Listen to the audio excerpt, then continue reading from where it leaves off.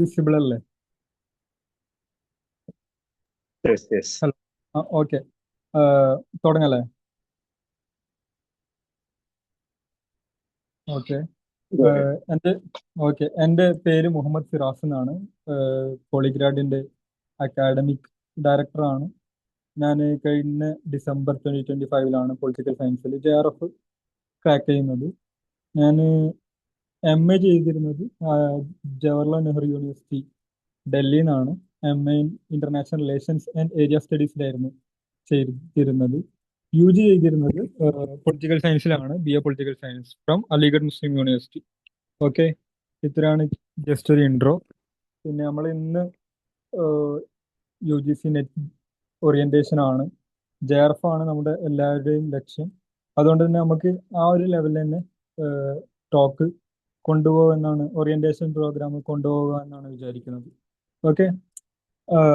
നമ്മൾ basically UGC net എന്ന് കേൾക്കുമ്പോൾ നമുക്കറിയാം എന്താണെന്നുള്ളത്. UGC ആണ്, UGC യൂണിവേഴ്സിറ്റി ഗ്രാൻഡ്സ് കമ്മീഷൻ ആണ്. നെറ്റ് എന്ന് പറയുന്നത് നെറ്റ് നാഷണൽ എലിജിബിലിറ്റി ടെസ്റ്റ് എന്നാണ്. ഓക്കെ. അപ്പോ UGC നെറ്റിന്റെ അബ്രിവേഷൻ അങ്ങനെയാണ്. അപ്പോ 3 കാറ്റഗറിയിലേക്കുള്ള എലിജിബിലിറ്റി ടെസ്റ്റ് ആണ് UGC നെറ്റ്. ഒന്നാമതായിട്ട് നമുക്ക് എല്ലാവർക്കും അറിയാം JRF, ജൂനിയർ റിസർച്ച് ഫെലോഷിപ്പ്. രണ്ടാമതായിട്ട് അസിസ്റ്റന്റ് പ്രൊഫസർ ആണോ എന്ന് ചെക്ക് ആകാൻ കെൽപ്പുള്ള ഒരാളാണോ, ക്യാപ്പബിൾ ആയിട്ടുള്ള ഒരാളെ ആണോ എന്ന് ചെക്ക് ചെയ്യാൻ വേണ്ടിയിട്ടുള്ള ഒരു എലിജിബിലിറ്റി ടെസ്റ്റ് ആണ്. മൂന്നാമതായിട്ട് ഒരാൾ ഇന്ത്യൻ യൂണിവേഴ്സിറ്റീസിൽ അല്ലെങ്കിൽ കോളേജസിൽ PhDക്ക് ജോയിൻ ചെയ്യാൻ ആഗ്രഹിക്കുകയാണ്. അയാൾ PhDക്ക് ജോയിൻ ചെയ്യാൻ എലിജിബിൾ ആണോ എന്ന് ചെക്ക് ചെയ്യുന്ന ഒരു ടെസ്റ്റ് കൂടിയാണ് UGC നെറ്റ്. അപ്പം ഏറ്റവും വലിയൊരു കാറ്റഗറി എന്ന് പറയുന്നത് JRF സെലക്റ്റഡ് ആവുകയാണ് എന്നാണ്. അപ്പോ JRF ആയിട്ടുള്ള ഒരാൾ സ്വാഭാവികമായിട്ടും അസിസ്റ്റന്റ് പ്രൊഫസർ എന്നുള്ളതിലേക്കും PhD അഡ്മിഷൻ എന്നുള്ളതിലേക്കും എലിജിബിൾ ആയിരിക്കും. ഓക്കെ. ഇനി ഒരാൾ അസിസ്റ്റന്റ് പ്രൊഫസർ അഥവാ നെറ്റ് മാത്രമാണ് കിട്ടിയെങ്കിൽ അയാൾക്ക് JRF ഉണ്ടാവില്ല, ബട്ട് അയാൾ സ്റ്റിൽ PhD അഡ്മിഷൻ കൂടി എലിജിബിൾ ആണ് എന്നാണ് അതിന്റെ അർത്ഥം. മൂന്നാമതായിട്ട് ഇപ്പം കഴിഞ്ഞ ലാസ്റ്റ് 2-3 ഇയേഴ്സ് മുമ്പ് ഒരു റിഫോമും കൊണ്ടുവന്ന UGC കൊണ്ടുവന്ന ഒരു റിഫോമാണ് അഡ്മിഷൻ ടു PhD ഓൺലി എന്നുള്ള കാറ്റഗറി. അതിൽ അങ്ങനെ ഒരാൾ ക്രാക്ക് ആവുകയാണെങ്കിൽ, ആ ഒരു കാറ്റഗറിയിലേക്ക് ഒരാൾ വരികയാണെങ്കിൽ അയാൾക്ക് PhDക്ക് അഡ്മിഷന് വേണ്ടി അപ്ലൈ ചെയ്യാൻ പറ്റും ഇന്ത്യൻ യൂണിവേഴ്സിറ്റീസിൽ. ബട്ട് അയാൾക്ക് JRFO അസിസ്റ്റന്റ് പ്രൊഫസർ ആകാനുള്ള യോഗ്യതയോ ഇല്ല എന്നാണ് അർത്ഥം. ഓക്കെ. നമുക്ക് എത്രയും വട്ടം ഈ എക്സാം എഴുതാം. സോ ഒരാൾക്ക് PhD മാത്രമാണ് കിട്ടുന്നതെങ്കിൽ അടുത്ത പ്രാവശ്യം നെറ്റ് ആക്കാം, അല്ലെങ്കിൽ JRFിലേക്ക് പോകാം. അല്ലെ ഒരാൾക്ക് നെറ്റ് മാത്രമാണ് ഫസ്റ്റ് കിട്ടുന്നതെങ്കിൽ അടുത്ത പ്രാവശ്യം JRFിലേക്ക് പോകാം. അതല്ലെങ്കിൽ ഒരാൾക്ക് ആദ്യം തന്നെ ഫസ്റ്റ് അറ്റംപ്റ്റിൽ തന്നെ JRF കിട്ടുന്ന രീതിയിലും പ്രിപ്പറേഷൻ കൊണ്ടുപോകാം. ഓക്കെ. ഇതിന് എലിജിബിലിറ്റി ആയിട്ട് വരുന്നത് സാധാരണ UGC നെറ്റ് എക്സാം എഴുതാൻ മാസ്റ്റേഴ്സ് ഡിഗ്രി വേണം വിത്ത് അറ്റ്ലീസ്റ്റ് 55% ഓഫ് മാർക്സ് ആണ് നമുക്ക് മാസ്റ്റേഴ്സിൽ വേണ്ടത്. ഓക്കെ. 50% മാത്രമേ ആർക്ക് വേണ്ടിയുള്ളൂ? SC ST OBC PWD transgender communities എന്നുള്ള ആൾക്കാർക്ക് വേണ്ടിയുള്ളൂ. പിന്നെ ഇപ്പൊ ന്യൂ റൂൾ ഉണ്ട്.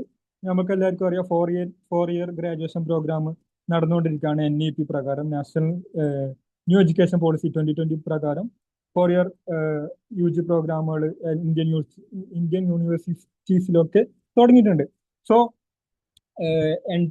UGC കൊണ്ടുവന്ന ഒരു മാറ്റമാണ് ഈ ഫോർത്ത് ഇയറിലുള്ള സ്റ്റുഡൻസിനും അല്ലെങ്കിൽ 4 ഇയർ അണ്ടർ ഗ്രാജുവേറ്റ് ആയിട്ടുള്ള സ്റ്റുഡൻസിനും വിത്ത് 75% ഓഫ് മാർക്സ് ഉണ്ടെങ്കിൽ അവർക്ക് JRFിനുള്ള എലിജിബിലിറ്റി ഉണ്ട് എന്നുള്ളത്. അപ്പോൾ അപ്ലൈ ചെയ്യാം, അവർക്കും എഴുതാം. ഓക്കെ. പിന്നെ students in there final years of masters can also apply. അഥവാ ഫസ്റ്റ് ഇയർ ആയിട്ടുള്ള സ്റ്റുഡൻസിന് ഇപ്പൊ നിലവിലുള്ള റൂൾ പ്രകാരം അപ്ലൈ ചെയ്യാൻ പറ്റില്ല. ഓക്കെ. ഇനിയിപ്പോ സെക്കൻഡ് ഇയർ ഉള്ള അഥവാ ഫൈനൽ ഇയർ മാസ്റ്റേഴ്സിലുള്ള സ്റ്റുഡൻസിന് അപ്ലൈ ചെയ്യാൻ പറ്റും. അവർ വിത്തിൻ 2 ഇയേഴ്സ് എന്തായിരിക്കണം? മാസ്റ്റേഴ്സ് കംപ്ലീറ്റ് ആക്കിയിരിക്കണം. അതാണ് എലിജിബിലിറ്റി ക്രൈറ്റീരിയ എന്ന് പറയുന്നത്. ഏജ് ലിമിറ്റ് എല്ലാവർക്കും അറിയാം, 30 ഇയേഴ്സ് ആണ് JRFന്. അതിൻ്റെ അപ്പുറത്തേക്കുള്ളവർക്ക് JRFനുള്ള എലിജിബിൾ ആയിട്ടുള്ള ഏജ് അല്ല. റിലാക്സേഷൻ ഉണ്ട്. SC ST OBC women transgender കമ്മ്യൂണിറ്റീസിലുള്ളവർക്ക് JRFിലും റിലാക്സേഷൻ ഉണ്ട്. പിന്നെ അസിസ്റ്റന്റ് പ്രൊഫസർ എന്നുള്ള അഥവാ നെറ്റ് മാത്രമാണ് ഒരാൾ ഉദ്ദേശിക്കുന്നുണ്ടെങ്കിൽ ഏത് വയസ്സിലും പറ്റും. 30ക്ക് അപ്പുറത്തായാലും വലിയ പ്രശ്നമില്ല. PhD ഓൺലി ആണെങ്കിലും ഏത് വയസ്സിലും നമുക്ക് PhD ചെയ്യാം. So PhD criterion, PhDക്കുള്ള കാറ്റഗറിയിലേക്കുള്ള exam crack ചെയ്യുക എന്നുള്ളതും ഏജ് ലിമിറ്റഡ് അല്ല. ഓക്കെ. പിന്നെ എക്സാമിനേഷൻ സ്ട്രക്ചർ ആൻഡ് ഫോർമാറ്റും ഒക്കെ ആണെങ്കിൽ നമുക്ക് എല്ലാവർക്കും അറിയാം, NTA ആണ്, നാഷണൽ ടെസ്റ്റിംഗ് ഏജൻസി ആണ് നടത്തുന്നത്. ന്യൂസിൽ കുറെ ഉള്ളതാണ്, നമ്മൾ പ്രൊട്ടസ്റ്റ് ഒക്കെ കണ്ടിരുന്നു. സോ പിന്നെ മോഡ് ഓഫ് എക്സാം ഒക്കെ ആണെങ്കിൽ കമ്പ്യൂട്ടർ ബേസ്ഡ് ടെസ്റ്റ് ആണ്. നമുക്ക് പെന്നോ പേപ്പറൊന്നും വേണ്ട. പെന്ന് നമുക്ക് എക്സാം ഹാളിലേക്ക് കൊണ്ടുപോകാം. അവിടുന്ന് തരുന്ന പെന്നുണ്ടാവും, പേപ്പർ ഉണ്ടാവും. എന്തെങ്കിലും ഡാറ്റ ഇന്റർപ്രിട്ടേഷനിലോ അതല്ലെങ്കിൽ എന്തെങ്കിലും ചെയ്യാനുണ്ടെങ്കിൽ അതിനുള്ള ഓപ്ഷൻ ഉണ്ടാവും. ബാക്കിയൊക്കെ കമ്പ്യൂട്ടറിലാണ്. കുറെ സമയം അതുകൊണ്ട് തന്നെ സാധാരണ പെൻ ആൻഡ് പേപ്പർ എക്സാമിലുള്ള പോലെ ബബ്ലിങ്ങും അതിനൊക്കെ ടൈമൊന്നും വേണ്ട. സോ 150 ക്വസ്റ്റ്യൻസ് ആണ് ഉണ്ടാവുക. അത് സിംപ്ലി നമുക്ക് പെട്ടെന്ന് തന്നെ തീർക്കാൻ പറ്റും, അത്യാവശ്യം വായിച്ചിട്ട് പോയ ആളാണെങ്കിൽ. നമ്മൾ ആ എന്താ പറയാ എക്സാം പാറ്റേണിലൊക്കെ നമുക്ക് അടുത്തേക്ക് വരാം. പിന്നെ ഫ്രീക്വൻസി പറയുകയാണെങ്കിൽ ജൂണിലും ഡിസംബറിലുമാണ് സാധാരണ എക്സാം ഉണ്ടായിരുന്നത്. ഒന്ന് ജൂൺ സൈക്കിൾ, അടുത്തത് ഡിസംബർ സൈക്കിൾ. അപ്പോ 2 പ്രാവശ്യം ഒരു ഇൻ എ ഇയർ എക്സാം ഉണ്ടാവും. ഓക്കെ. പിന്നെ എക്സാം പാറ്റേൺ ആക്കുകയാണെങ്കിൽ 2 സെക്ഷൻസ് ആണ് എക്സാം ഉണ്ടാവുക. പേപ്പർ 1 ജനറൽ പേപ്പറാണ്, എല്ലാവർക്കും ഉള്ള പേപ്പറാണ്. ഏത് സബ്ജക്ട് പഠിക്കുന്നവർക്കും ഉള്ള പേപ്പറാണ് പേപ്പർ 1, ജനറൽ പേപ്പർ. രണ്ടാമത് സബ്ജക്ട് പേപ്പർ. നമ്മൾ ഏത് സബ്ജക്റ്റിനാണോ അപ്ലൈ ചെയ്യുന്നത്, നമ്മളിപ്പോൾ പൊളിറ്റിക്കൽ സയൻസിനാണ് അപ്ലൈ ചെയ്യുന്നുണ്ടെങ്കിൽ ആ പേപ്പർ ആയിരിക്കും നമുക്ക് ഉണ്ടാവുക. അഥവാ അല്ലെങ്കിൽ സോഷ്യോളജിക്കാണ് അപ്ലൈ ചെയ്യുന്നുണ്ടെങ്കിൽ നമുക്ക് സോഷ്യോളജി ആയിരിക്കും ഉണ്ടാവുക. ക്വസ്റ്റ്യൻ ഒബ്ജക്റ്റീവ് ടൈപ്പ് ക്വസ്റ്റ്യൻ ആണ്. പിന്നെ മൾട്ടിപ്പിൾ ചോയ്സ് MCQs ആണ് ഉണ്ടാവുക, മൾട്ടിപ്പിൾ ചോയ്സ് ക്വസ്റ്റ്യൻസ് ആണ് ഉണ്ടാവുക. നമുക്ക് എല്ലാവർക്കും അറിയുന്ന പോലെ തന്നെ ഒരു ക്വസ്റ്റ്യൻ ഉണ്ടാവും, 4 ചോയ്സ് ഉണ്ടാവും, ABCD. ജസ്റ്റ് അത് ടിക്ക് ചെയ്യുക, അതല്ലെങ്കിൽ ക്ലിക്ക് ചെയ്യുക, അത്രേ ഉള്ളൂ. പിന്നെ നമുക്കറിയാം പേപ്പറിന്റെ അടുത്ത് അഥവാ 2 പേപ്പർ ഉണ്ടാവും എന്ന് പറഞ്ഞാൽ paper 1 and subject paper. 150 questions ഉണ്ടാവും. ഇതിനടുക്ക് ബ്രേക്ക് ഉണ്ടാവില്ല. നമ്മൾ 3 അവർ ആയിരിക്കും എക്സാം ഉണ്ടാവുക. വിത്തിൻ 3 അവറിന്റെ ഉള്ളിലായിട്ട് ഒരു ബ്രേക്കും ഉണ്ടാവില്ല. നിങ്ങൾക്ക് എപ്പോഴും വേണമെങ്കിലും സെക്ഷൻസ് ഷിഫ്റ്റ് ചെയ്യാം. ഇപ്പോൾ പേപ്പർ 1ൽ നിന്ന് ഒരാളെ കുറച്ച് ക്വസ്റ്റ്യൻസ് അറ്റംപ്റ്റ് കൊടുത്തിട്ട് പേപ്പർ 2ലേക്ക് പോകാം. പേപ്പർ 2ന്ന് തിരിച്ചും വീണ്ടും വേണമെങ്കിൽ പേപ്പർ 1ലേക്ക് വരാം. പക്ഷെ ഇത് നമ്മൾ ഭയങ്കര സ്ട്രാറ്റജിക്കലി ഉപയോഗിച്ച് ടൈം വളരെ ബൗണ്ടായിട്ട് ചെയ്യേണ്ട കാര്യമാണ്. സോ നമുക്ക് അതിനൊക്കെ ഒരു സ്ട്രാറ്റജി ഉണ്ടാവണം. അത് നമുക്ക് എക്സാം ആകുമ്പോഴുള്ള സ്ട്രാറ്റജി സെഷൻസിൽ വിശദീകരിക്കാം. ഓക്കെ. ടോട്ടൽ 300 മാർക്കാണ് ഉണ്ടാവുക. ഫസ്റ്റ് പേപ്പർ 100 മാർക്സിനും സെക്കൻഡ് പേപ്പർ അഥവാ സബ്ജക്ട് പേപ്പർ 200 മാർക്സിനുമാണ് ഉണ്ടാവുക. ഓക്കെ. ഫസ്റ്റ് 150 ക്വസ്റ്റ്യൻസ് ആണ് ഉണ്ടാവുക. 2 മാർക്സ് ആണ് each question. No negative mark. അതാണ് ഈ എക്സാമിന്റെ ഒരു പ്രത്യേകത. നമുക്ക് എന്ത് ലോജിക്കലും ആൻസറിലേക്ക് എത്തിക്കാൻ ഉള്ള ചാൻസ് ഉണ്ട്. അഥവാ നമ്മൾ ഒരു ക്വസ്റ്റ്യനും മിസ്സാക്കേണ്ട ആവശ്യമില്ല. അപ്പോൾ നമുക്ക് എക്സാം എഴുതുമ്പോൾ CBT ആയതുകൊണ്ട് തന്നെ നമുക്ക് എക്സാം അറ്റൻഡ് ചെയ്യുമ്പോൾ കുറെ ഓപ്ഷൻസ് ഉണ്ടാവും. അത് ഒന്നുകിൽ നമുക്ക് കറക്റ്റ് ആൻസർ മാർക്ക് ചെയ്യാം, അല്ലെങ്കിൽ ആൻസർ മാർക്ക് ചെയ്തിട്ട് മുന്നോട്ട് പോകാം. അതല്ലെങ്കിൽ ആൻസർ മാർക്ക് ചെയ്ത് റിവ്യൂ ചെയ്യാനുള്ള രീതിയിൽ ഒന്ന് മാർക്ക് ചെയ്തിട്ട് നമുക്ക് മുന്നോട്ട് പോകാം. സോ നമ്മൾ ഈ സംഭവമൊക്കെ ഈ ഓപ്ഷൻസ് ഒക്കെ നമ്മൾ എങ്ങനെ ഉപയോഗിക്കണം, സ്ട്രാറ്റജിക് ആയിട്ട് ഉപയോഗിക്കണം. അഥവാ നമ്മൾ ഒരു ക്വസ്റ്റ്യനും വിടാതെ ആ സമയത്ത് എക്സാം എഴുതി ആവശ്യമുണ്ടെങ്കിൽ മാത്രം തിരിച്ചു വരുന്ന രീതിയിൽ റിവ്യൂ മാർക്ക് രേഖപ്പെടുത്തി നമുക്ക് ഈ ഡൗട്ടുള്ള ക്വസ്റ്റ്യൻസിന് മാത്രം അങ്ങനെ കൊടുത്തിട്ട് തിരിച്ചു വരുന്ന രീതിയിലായിരിക്കും നമ്മൾ എക്സാം അറ്റൻഡ് ചെയ്യേണ്ടത്. ഇപ്പോൾ ഫോർ എക്സാമ്പിൾ നമ്മൾ എക്സാമിൻ്റെ അടുത്ത് ക്വസ്റ്റ്യൻ ഒരു ഡൗട്ടായിട്ടുള്ള നല്ലൊരു ഡൗട്ടുള്ള ക്വസ്റ്റ്യൻ കണ്ട്, പക്ഷെ അത് വിട്ട്, അപ്പോൾ നമ്മൾ ലാസ്റ്റത്തേക്ക് വെച്ച് ഒന്നും മാർക്ക് ചെയ്യാതെ പോയി ലാസ്റ്റത്തേക്ക് വെച്ച്, അപ്പോൾ ലാസ്റ്റ് ആണെങ്കിൽ ഭയങ്കര ടൈം ഇല്ലാത്ത രീതിയിലേക്ക് വരികയാണെങ്കിൽ നമുക്ക് ആ ക്വസ്റ്റ്യൻ മിസ്സാവും. അപ്പോൾ 2 മാർക്ക് മിസ്സാവും. ചിലപ്പോൾ അതിനായിരിക്കും നമ്മൾ JRF പോകുന്നത്, അതല്ലെങ്കിൽ നെറ്റ് പോകുന്നത്. സോ നമ്മൾ ഈ മാർക്കിങ്ങും അതൊക്കെ സ്ട്രാറ്റജിക് ആയിരിക്കണം എന്നാണ് പറഞ്ഞു വരുന്നത്. So okay. പിന്നെ നമുക്ക് പേപ്പറിലേക്ക് വരികയാണെങ്കിൽ പേപ്പർ 1ൽ ജനറൽ പേപ്പർ ആണ്. നമ്മൾ പറഞ്ഞു ടോട്ടൽ 10 യൂണിറ്റ്സ് ആണുള്ളത്.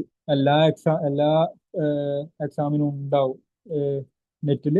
അഥവാ സോഷ്യോളജി ആയാലും പൊളിറ്റിക്കൽ സയൻസ് ആയാലും ഹിസ്റ്ററി ആയാലും ഏത് സബ്ജക്റ്റ് ആയാലും പേപ്പർ 1 ഉണ്ടാവും. പേപ്പർ 1ന്റെ സിലബസ് എല്ലാവർക്കും കോമൺ ആണ്. 10 യൂണിറ്റ്സ് ആണുള്ളത്. ഫസ്റ്റ് യൂണിറ്റ് എന്ന് പറയുന്നത് ടീച്ചിങ് ആപ്റ്റിറ്റ്യൂഡ് ആണ്. Types of teaching, methods of teaching, characteristics, teaching, പുതിയ പുതിയ ടീച്ചിങ് മെത്തേഡ്സ്, അതിന്റെ ക്യാരക്ടറിസ്റ്റിക്സ്, എന്തൊക്കെ ടൂൾസ്, അതൊക്കെയാണ് അതിൽ വരുന്നത്. പിന്നെ റിസർച്ച് ആപ്റ്റിറ്റ്യൂഡ് ആണ്. റിസർച്ച് മെത്തഡോളജീസ്, എങ്ങനെ റിസർച്ച് ചെയ്യാം, quantitative and qualitative research tools, അതൊക്കെയാണ് റിസർച്ച് ആപ്റ്റിറ്റ്യൂഡ് എന്ന് പറയുന്ന യൂണിറ്റിൽ വരുന്നത്. മൂന്നാമതായിട്ട് വരുന്നത് കോംപ്രഹെൻഷൻ ആണ്. കോംപ്രഹെൻഷൻ വലിയ പ്രിപ്പറേഷൻ ആവശ്യമില്ലാതെ വളരെ സിമ്പിൾ ആയിട്ട് നമുക്ക് 5 മാർക്ക് അഥവാ 10 മാർക്ക്, 5 ക്വസ്റ്റ്യൻസ് ഉണ്ടാവും. 10 മാർക്ക് സിംപ്ലി നമുക്ക് എടുക്കാൻ പറ്റുന്ന ക്വസ്റ്റ്യൻസ് ആണ് കോംപ്രഹെൻഷൻ ഉണ്ടാവുക. ജസ്റ്റ് ഒന്ന് ഇംഗ്ലീഷ് അത്യാവശ്യം ജസ്റ്റ് ഭയങ്കര സിമ്പിൾ ആയിട്ട് ഇംഗ്ലീഷ് അറിയുന്നവർക്ക് കിട്ടുന്ന ഒരു സെക്ഷനാണ് കോംപ്രഹെൻഷൻ എന്നുള്ളത്. അതിലാരും ക്വസ്റ്റ്യൻസ് പൊതുവെ സാധാരണയായിട്ട് തെറ്റിക്കാറുണ്ടാവില്ല. 10 മാർക്ക് വളരെ സിമ്പിൾ ആയിട്ട് അടിച്ചെടുക്കാൻ പറ്റും. പിന്നെ കമ്മ്യൂണിക്കേഷൻ, കമ്മ്യൂണിക്കേഷൻ എന്ന് പറയുമ്പോൾ types of communication, means of communication, അതൊക്കെയാണ് അതിൽ വരുന്നത്. കുറച്ച് തിങ്കേഴ്സ്, പറഞ്ഞ ആൾക്കാർ, അതൊക്കെ അതിൽ വരും. പിന്നെ മാത്സിന്റെ റീസണിങ് ആണ്. നമുക്കറിയാം എല്ലാ എക്സാമിനും ഉണ്ടാകുന്ന പോലെ തന്നെ കോമ്പറ്റേറ്റീവ് എക്സാമിനൊക്കെ ഉണ്ടാകുന്ന ഒരു സെക്ഷനാണ് മാത്സ് റീസണിങ് എന്ന് പറയുന്നത്. ലോജിക്കൽ അനാലിസിസ്, ഡാറ്റ, കാര്യങ്ങളൊക്കെ ഉള്ള ഒരു സാധനമാണ്. പിന്നെ മാത്സ് അത്യാവശ്യം അറിയുന്നവർക്ക് പെട്ടെന്ന് സ്കോർ ചെയ്യാൻ പറ്റുന്ന ഒരു ഏരിയ കൂടിയാണ്. ഇല്ലെങ്കിലും നമ്മൾ പഠിച്ചെടുക്കാൻ പറ്റുന്ന ഒരു ഏരിയ ആണ്. വളരെ സിമ്പിൾ ആയിട്ടുള്ള ക്വസ്റ്റ്യൻസ് മാത്രമേ ഉണ്ടാറുള്ളൂ. ഭയങ്കര കോംപ്ലക്സ് ആയിട്ടുള്ള ക്വസ്റ്റ്യൻസ് പൊതുവേ ഉണ്ടാറില്ല. എന്നാലും ഉണ്ടെങ്കിൽ പോലും നമുക്ക് വളരെ സിമ്പിൾ ആയിട്ട് അത് ക്രാക്കബിൾ ആയിട്ടുള്ള ക്വസ്റ്റ്യൻസ് മാത്രമേ ഉള്ളൂ. ഓക്കെ. പിന്നെ ലോജിക്കൽ റീസണിങ് ആണ്. ലോജിക്കൽ റീസണിങ് എന്താണ് അനുമാന, ഇൻഫറൻസ്, അതിന്റെ വേരിയസ് മെത്തേഡ്സ്, അതൊക്കെ പഠിക്കുന്ന യൂണിറ്റ് ആണ് ലോജിക്കൽ റീസണിങ് എന്ന് പറയുന്നത്. അടുത്തതായിട്ട് വരുന്നത് ഡാറ്റ ഇന്റർപ്രിട്ടേഷൻ ആണ്. കുറച്ച് ടാബിൾസ് വരും, അതല്ലെങ്കിൽ കുറച്ച് നമ്പേഴ്സ് വരും, കുറച്ച് സ്കൂൾ അല്ലെങ്കിൽ ക്ലാസ്സിലെ സ്റ്റുഡൻസ്, അല്ലെങ്കിൽ ഡിസിപ്ലിൻ ലൈക്ക് പൊളിറ്റിക്കൽ സയൻസിൽ ഇത്ര സ്റ്റുഡൻസ്, കമ്പ്യൂട്ടർ സയൻസിൽ ഇത്ര സ്റ്റുഡൻസ് പഠിക്കുന്ന ഒരു കോളേജ്, അങ്ങനെയൊക്കെ പറഞ്ഞിട്ടുള്ള കുറച്ച് ഡാറ്റ തരും. അതിൽ നിന്ന് നമ്മൾ ഇന്റർപ്രറ്റ് ചെയ്യാനാണ് പറയുക. ഒരു 5 ക്വസ്റ്റ്യൻസ് ഉണ്ടാവും. വളരെ സിമ്പിൾ ആയിട്ട് അത്യാവശ്യം ഇന്റർപ്രറ്റ് ചെയ്യാൻ പറ്റുന്ന ആളാണെങ്കിൽ വളരെ സിമ്പിൾ ആയിട്ട് 10 മാർക്ക് സ്കോർ ചെയ്യാൻ പറ്റുന്നതാണ്. പക്ഷെ പൊതുവെ സംഭവിക്കാറുള്ളത് എന്താണെന്ന് വെച്ചാൽ ഈ മാത്സ് റീസണിങ്, ഡാറ്റ ഇന്റർപ്രിട്ടേഷനിലൊക്കെ സംഭവിക്കാറുള്ളത് എന്താണെന്ന് വെച്ചാൽ ടൈം ഇല്ല എന്ന രൂപത്തിലേക്ക് വന്നിട്ട് ഭയങ്കര കൺഫ്യൂസ്ഡ് ആയി, പെട്ടെന്ന് ഒന്നും ചെയ്യാൻ പറ്റാതെ ആയി. അഥവാ 3 മണിക്കൂർ നമ്മൾ ഒരു കമ്പ്യൂട്ടറിന് സ്ക്രീനിന്റെ മുമ്പിൽ ഇരിക്കുകയാണ്, ഭയങ്കരമായിട്ടുള്ള ടെൻഷനും ഇതൊക്കെ ഉണ്ടായി. ലാസ്റ്റ് അതും തെറ്റിക്കുന്ന, അഥവാ സിമ്പിൾ ആയിട്ടുള്ള ക്വസ്റ്റ്യൻ പോലും തെറ്റിക്കുന്ന രീതിയിലാണ് ചിലർക്കൊക്കെ ഉണ്ടാറുള്ളത്. അതിന് നമ്മൾ ഭയങ്കര സ്ട്രാറ്റജിക് ആയിട്ട് പെട്ടെന്ന് എഴുതി അല്ലെങ്കിൽ പെട്ടെന്ന് സോൾവ് ചെയ്ത് മുമ്പോട്ടേക്ക് പോകാൻ കഴിയുന്ന രീതിയിലായിരിക്കണം നമ്മളെ പ്രിപ്പറേഷൻ വേണ്ടത്. പിന്നെ ICT ആണ്, ഇൻഫർമേഷൻ ആൻഡ് കമ്മ്യൂണിക്കേഷൻ ടെക്നോളജി. എല്ലാവർക്കും അറിയാം, വ്ലാന്, വൈഫൈ, ലൈഫൈ, അങ്ങനെയുള്ള പുതിയ പുതിയ ടെക്നോളജീസും കമ്മ്യൂണിക്കേഷനിലുള്ള കമ്പ്യൂട്ടർ, ഈ സാധനങ്ങളൊക്കെയാണ് അതിൽ വരുന്നത്. പിന്നെ അടുത്തത് പീപ്പിൾ ആൻഡ് എൻവയോൺമെന്റ് എന്നുള്ള സെക്ഷനാണ്. ഭയങ്കര സിമ്പിൾ ആണ്. ഇന്ത്യയിലുള്ള ലോസ്, ഇന്റർനാഷണൽ കോൺഫറൻസുകൾ ലൈക്ക് പാരീസ് കോൺഫറൻസ്, UNFCCC, പിന്നെ റിയോ ഡി ജനീറോ കോൺഫറൻസസ്, പിന്നെ നമുക്കറിയാവുന്ന പോലെ തന്നെ sustainable development goals, millennium development goals, ഇതൊക്കെയാണ് അതിൽ വരുന്നത്. പിന്നെ ഇന്ത്യയിലുള്ള ലോസ്, എന്താണ് എയർ പൊല്യൂഷൻ, എന്താണ് പ്ലാസ്റ്റിക് പൊല്യൂഷൻ, ഈ സാധനങ്ങളൊക്കെയാണ് പീപ്പിൾ ആൻഡ് എൻവയോൺമെന്റ് എന്ന് പറയുന്ന യൂണിറ്റിൽ നമുക്ക് പഠിക്കാനുള്ളത്. പിന്നെ ഹയർ എഡ്യൂക്കേഷൻ, ഇന്ത്യയിൽ ഹയർ എഡ്യൂക്കേഷന്റെ ഡിപ്പാർട്ട്മെന്റ് ഏത് മിനിസ്ട്രി ആണ്, അങ്ങനെ തുടങ്ങി ടോപ്പ് ടു ബോട്ടം വരെയുള്ള സാധനങ്ങളാണ് ഹയർ എഡ്യൂക്കേഷനിൽ വരുന്നത്. അഫിലിയേറ്റഡ് ആയിട്ടുള്ള ബോഡീസ്, NCERT, CBSE തുടങ്ങിയിട്ടുള്ള ബോഡീസിനെ കുറിച്ചും UGC, നെറ്റ്, NTA, ഈ സാധനങ്ങളെ കുറിച്ചൊക്കെ ബേസിക് ആയിട്ട് പഠിച്ച് സ്കോർ ചെയ്യാൻ പറ്റുന്ന സെക്ഷൻസ് മാത്രമേ ഉള്ളൂ. ഒരു അത്യാവശ്യം നല്ല രീതിയിൽ ലോജിക്കലി ഗസ് ചെയ്യാൻ പറ്റുന്നവർക്കും എന്താ പറയാ, ജസ്റ്റ് സിംപ്ലി വായിച്ചിട്ട് പോയാൽ തന്നെ അത്യാവശ്യം മാർക്ക് സ്കോർ ചെയ്യാൻ പറ്റുന്ന ഒരു ഏരിയ ആണ് പേപ്പർ 1 എന്ന് പറയുന്നത്. പക്ഷെ നമ്മൾ JRF ഉദ്ദേശിച്ച് നമ്മൾ ലക്ഷ്യം വെച്ച് പോകുമ്പോൾ അതിലെന്തായാലും നമുക്ക് നല്ല ഗ്രിപ്പ് ഉണ്ടായിരിക്കണം. ഒരു 50 ക്വസ്റ്റ്യൻസ് ആണ് ഉണ്ടാവുക. 50 നമുക്ക് 40 എങ്കിലും സ്കോർ ചെയ്യാൻ പറ്റുകയാണെങ്കിൽ, പേപ്പർ 1 സ്കോർ ചെയ്യാൻ പറ്റുകയാണെങ്കിൽ, അത് ഏറ്റവും ബെറ്റർ ചാൻസ് ആയിരിക്കും, പോസിബിൾ ആയിരിക്കും JRF ക്രാക്ക് ചെയ്യുന്ന ക്രാക്ക് ചെയ്യാൻ. ഓക്കെ. അപ്പോ പിന്നെ അടുത്തത് പേപ്പർ 2 ആണ്. നമുക്ക് എല്ലാവർക്കും അറിയാം. ഇപ്പോ പേപ്പർ 2 എന്ന് പറയുന്നത് സബ്ജക്ട് പേപ്പറാണ്. നമ്മളിപ്പോൾ പൊളിറ്റിക്കൽ സയൻസ് എടുത്തത് പൊളിഗ്രാഡ് പൊളിറ്റിക്കൽ സയൻസ് ബേസ്ഡ് ആണ്. സോ അതുകൊണ്ട് മാത്രമാണ്. സോഷ്യോളജി എടുക്കുന്നവരുണ്ടാവും, ഇതിൽ ബാക്കിയുള്ള സബ്ജക്റ്റ് ഉള്ളവരും ഉണ്ടാകാം ഈ ഓറിയന്റേഷൻ പ്രോഗ്രാമിൽ. അവര് അവരുടെ സിലബസ് ജസ്റ്റ് നോക്കിയാൽ മതിയാവും. ഇതിൽ പേപ്പർ 2 നമ്മൾ പൊളിറ്റിക്കൽ സയൻസ് ജസ്റ്റ് ഡിസ്കസ് ചെയ്യാം. ടോട്ടൽ നേരത്തെ പറഞ്ഞ പോലെ തന്നെ 10 യൂണിറ്റ്സ് ആണുള്ളത്. സബ്ജക്ട് ബേസ്ഡ് ക്വസ്റ്റ്യൻസ് ആണ് ഉണ്ടാകാറുള്ളത്. ഒന്നാമത്തെ ഒരു യൂണിറ്റ് എന്ന് പറയുന്നത് പൊളിറ്റിക്കൽ തിയറി ആണ്. പൊളിറ്റിക്കൽ തിയറിയിൽ വരുന്നത് എന്താണ് സോവറൈനിറ്റി, എന്താണ് ഡെമോക്രസി, എന്താണ് സിറ്റിസൺഷിപ്പ്, ഈ ഈ ലിബറലിസം എന്താണ്, നിയോ ലിബറലിസം എന്താണ്, ഫെമിനിസം എന്താണ്, അങ്ങനെയുള്ള തിയറീസ് ആണ് പൊളിറ്റിക്കൽ തിയറി എന്ന് പറയുന്ന യൂണിറ്റിൽ നമുക്ക് ഡിസ്കസ് ചെയ്യാനുള്ളത്. വളരെ സിമ്പിൾ ആണ്. പൊളിറ്റിക്കൽ സയൻസ് UG PG ഒക്കെ പഠിച്ചവർക്ക് പൊളിറ്റിക്കൽ തോട്ടിൽ വരുന്നത് western political thinkers like Plato മുതൽ, പിന്നെ കൺഫ്യൂഷൻ ചൈനീസിലെ കൺഫ്യൂഷനിസം അതൊക്കെ വരുന്നുണ്ട് പൊളിറ്റിക്കൽ തോട്ടിൽ. പ്ലാറ്റോ, അരിസ്റ്റോട്ടിൽ, ബെന്താം, ഹന്ന ആരൻഡറ്റ്, പിന്നെ അങ്ങനെ തുടങ്ങി മാർക്സ്, അങ്ങനെ തുടങ്ങി പിന്നെ റൂസോ, സോഷ്യൽ കോൺട്രാക്ട് തിയറീസ് ആണെങ്കിൽ റൂസോ, പിന്നെ ഹോബ്സ്, ജോൺ ലോക്ക്, ഇങ്ങനെയൊക്കെ വരുന്ന കുറെ ആൾക്കാർ, കുറെ തിങ്കേഴ്സിനെ പറ്റിയാണ് സെക്കൻഡ് യൂണിറ്റ് നമുക്ക് ഡിസ്കസ് ചെയ്യാനുള്ളത്. തേർഡ് യൂണിറ്റിൽ പഠിക്കാനുള്ളത് എന്താണെന്ന് വെച്ചാൽ ഇന്ത്യൻ പൊളിറ്റിക്കൽ തോട്ടാണ്. ഗാന്ധി, അംബേദ്കർ, നമ്മൾ പഠിച്ച MN റോയ്, പഠിച്ച അഥവാ നമ്മൾ UGയിലും PGയിലും ഒക്കെ പഠിച്ചു കഴിഞ്ഞ ആൾക്കാരായിരിക്കും നമുക്ക് പൊളിറ്റിക്കൽ സയൻസിൽ ഇന്ത്യൻ പൊളിറ്റിക്കൽ തോട്ട് എന്ന് പറയുന്ന യൂണിറ്റിൽ ഉണ്ടാകുന്നത്. ഭയങ്കര സിമ്പിൾ ആണ്. സോ ഈസിലി എന്താ മാർക്ക് സ്കോർ ചെയ്യാൻ പറ്റിയ യൂണിറ്റ് കൂടിയാണ് ഇന്ത്യൻ പൊളിറ്റിക്കൽ തോട്ട്. ഓക്കെ. പിന്നെ കമ്പാരിറ്റീവ് പൊളിറ്റിക്സ് ആണ്. കമ്പാരിറ്റീവ് പൊളിറ്റിക്സിൽ ഡിഫറെന്റ് കോൺസ്റ്റിറ്റ്യൂഷൻസ്, പിന്നെ കമ്പാരിറ്റീവ് പൊളിറ്റിക്സിലെ തിയറീസ്, തിങ്കേഴ്സ്, അവരൊക്കെയാണ് വരുന്നത്. പിന്നെ അടുത്തത് നമുക്ക് ഇന്റർനാഷണൽ റിലേഷൻസ് ആണ്. ഇന്റർനാഷണൽ റിലേഷൻസിലെ theories, realism, idealism, neo liberalism, neo realism, classical realism, അങ്ങനെ കൺസ്ട്രക്റ്റിവിസം, അങ്ങനെയൊക്കെ പറഞ്ഞ തിയറീസ് ആണ് ഇന്റർനാഷണൽ റിലേഷൻസിലുള്ളത്. അതേപോലെ തന്നെ ഇന്റർനാഷണൽ റിലേഷൻസിൽ ഇമ്പോർട്ടൻ്റ് ആയിട്ടുള്ള organizations like United Nations organization, പിന്നെ WHO, പിന്നെ OECD, IAEA, international energy agency, അങ്ങനെ IRN, international renewable energy agency, ഇതൊക്കെയാണ് അതിൽ വരുന്നത്. അപ്പോ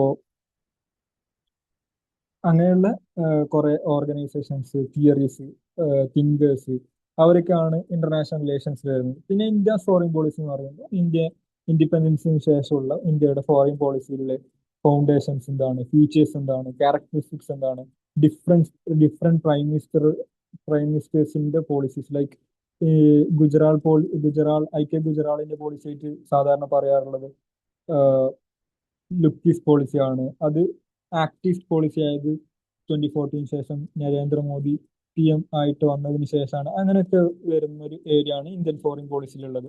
പിന്നെ ഇന്ത്യ റിലേഷൻസ് വിത്ത് USA, പിന്നെ എന്താ പറയാ, നമ്മളെ നൈബറിങ് കൺട്രീസ് ആയിട്ടുള്ള ബംഗ്ലാദേശ്, പാകിസ്ഥാൻ, ചൈന, അതേപോലെ ശ്രീലങ്ക, അങ്ങനെയുള്ള അല്ലെങ്കിൽ ഡിഫറെന്റ് റീജിയണൽ ഓർഗനൈസേഷൻ ആയിട്ടുള്ള ഇന്ത്യന്റെ ലൈക്ക് സാർക്ക്, ആസിയാന്, അവിടെയുള്ള പിന്നെ അവിടെയൊക്കെയുള്ള ഇന്ത്യയുടെ ഇടപെടലുകൾ എങ്ങനെയാണ് എന്നുള്ള ഒരു യൂണിറ്റ് ആണ് ഇന്ത്യ ഫോറിൻ പോളിസിയിൽ. ഭയങ്കര ഇൻട്രസ്റ്റിംഗ് ആയിരിക്കും മറ്റു യൂണിറ്റ്സിനെ പോലെ തന്നെ.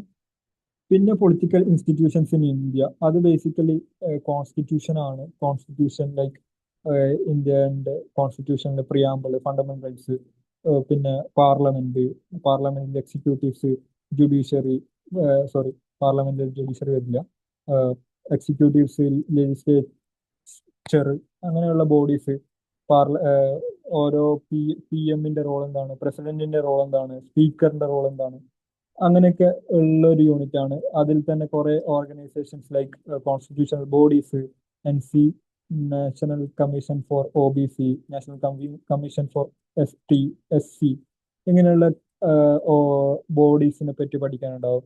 ഭയങ്കര സിമ്പിളാണ് ഇന്ത്യൻ പൊളിറ്റിക്സ് അറിയുന്നത്, അല്ലെങ്കിൽ പൊളിറ്റിയിൽ അത്യാവശ്യം ഗ്രിപ്പുള്ളവർക്ക് സിമ്പിളായിട്ട് സ്കോർ ചെയ്യാൻ പറ്റുന്ന ഒരു യൂണിറ്റ് കൂടിയാണ്. നല്ല ഇൻട്രസ്റ്റിംഗ് ആയിട്ട് പൊളിറ്റിക്സ് വായിക്കുന്ന പേപ്പറൊക്കെ സ്ഥിരമായിട്ട് വായിക്കുന്നുണ്ടെങ്കിൽ നമുക്ക് അതിൽ നിന്ന് നല്ല അണ്ടർസ്റ്റാൻഡിങ് ഉണ്ടാക്കി സ്കോർ ചെയ്യാൻ പറ്റുന്ന ഒരു ഏരിയ കൂടിയാണ്. പിന്നെ പൊളിറ്റിക്കൽ പ്രോസസ് ഇൻ ഇന്ത്യ ആണ് വരുന്നത്. പൊളിറ്റിക്കൽ പ്രോസസ് ഇൻ ഇന്ത്യ എന്ന് പറയുമ്പോൾ ഇന്ത്യയിലെ politics and caste, politics and religion, secularism, ഇതൊക്കെ എങ്ങനെയാണ് വർക്ക് ചെയ്യുന്നത്, grass root movements, SHGs, NGOs, മറ്റ് മൂവ്മെന്റ്സ്, അങ്ങനെയുള്ള സാധനങ്ങളാണ് ഇതിൽ വരുന്നത്. പൊളിറ്റിക്കൽ പ്രോസസ് ഇൻ ഇന്ത്യ, ഇതിൽ തന്നെ ലോക്പാല് അങ്ങനെയുള്ള ഇൻസ്റ്റിറ്റ്യൂട്ട്സും വരും. Okay. Governance in India, like accountability എന്താണ് അക്കോർഡിംഗ് ടു ഇന്ത്യയിലെ ഒരു രീതി പ്രകാരം, ഇന്ത്യയിലെ നോംസ് പ്രകാരം, പിന്നെ കോൺസ്റ്റിറ്റ്യൂഷൻ ഇതിൽ വരില്ല. അപ്പോൾ അങ്ങനെയാണ് പൊളിറ്റിക്കൽ പ്രോസസ് ഇൻ ഇന്ത്യ എന്ന യൂണിറ്റിൽ വരുന്നത്. പബ്ലിക് അഡ്മിനിസ്ട്രേഷനിൽ പിന്നെ നമ്മൾ പബ്ലിക് അഡ്മിനിസ്ട്രേഷൻ്റെ തിയറീസ്, തിങ്കേഴ്സ്, ഇവരൊക്കെയാണ് വരിക. ഓക്കെ. ബേസിക് ആയിട്ടുള്ള കോൺസെപ്റ്റ്സ് ഭയങ്കര സിമ്പിൾ ആയിരിക്കും. അത്യാവശ്യം പബ്ലിക് അഡ്മിനിസ്ട്രേഷൻ പഠിച്ച ഒരാളാണ് UGയിലും PGയിലൊക്കെ പേപ്പേഴ്സ് എടുത്തിട്ടുണ്ടെങ്കിൽ സിമ്പിളായിട്ട് നമുക്ക് വായിച്ചെടുക്കാം, അല്ലെങ്കിൽ ക്ലാസ് കേട്ട് മനസ്സിലാക്കാൻ പറ്റുന്ന രീതിയിലുള്ളതായിരിക്കും. ഓക്കെ. പിന്നെ ഗവേണൻസ് ആൻഡ് പബ്ലിക് പോളിസിയാണ്. അതിൽ എന്താണ് governance idea, public policy in India, like programmes, government schemes, programmes like MG NREGA. അതിന്റെ ഈ അടുത്ത് MG നരേഗന്റെ പേര് മാറ്റിയിരുന്നു, VBG റാംജി എന്നാക്കിയിരുന്നു. അങ്ങനെയൊക്കെയുള്ള ഡെവലപ്മെന്റ്സിനൊക്കെ പറ്റി ചോദിക്കാൻ പറ്റുന്ന ഒരു ഏരിയ ആണ് ഗവേണൻസ് ആൻഡ് പബ്ലിക് പോളിസി എന്ന് പറയുന്നത്. ഓക്കെ. ഇതാണ് ബേസിക്കലി പൊളിറ്റിക്കൽ സയൻസിന്റെ 10 യൂണിറ്റ്സ്. പിന്നെ നമ്മൾ സാധാരണ എല്ലാവർക്കും ഉള്ള ഡൗട്ടായിരിക്കും, ഒരാൾ JRF ഇട്ടാണെങ്കിൽ എത്രയായിരിക്കും അയാൾക്ക് ഫെലോഷിപ്പ് ആയിട്ട് കിട്ടുന്നത്. സാധാരണ നമ്മൾ JRF എന്തിനാന്ന് പറയുന്നത്, നമ്മൾ റിസർച്ച് എന്ന് പറയുന്നത് ഒരു ജോബ് പോലെ തന്നെയാണ്. നമ്മളിപ്പോൾ ഒരു ടോപ്പിക് എടുക്കുന്നു, അതിൽ നിന്ന് റിസർച്ച് ചെയ്യുന്നു. ഈ റിസർച്ച് എന്ന് പറയുന്നത് ഭാവിയിൽ ഗവേണൻസിന് വേണ്ടിയിട്ട് ഗവൺമെന്റിന് ഉപയോഗിക്കാം, പബ്ലിക് പോളിസി മേക്കിങ്ങിൽ ഉപയോഗിക്കാം, ഫോറിൻ പോളിസി മേക്കിങ്ങിൽ ഉപയോഗിക്കാം, IR ആണെങ്കിൽ.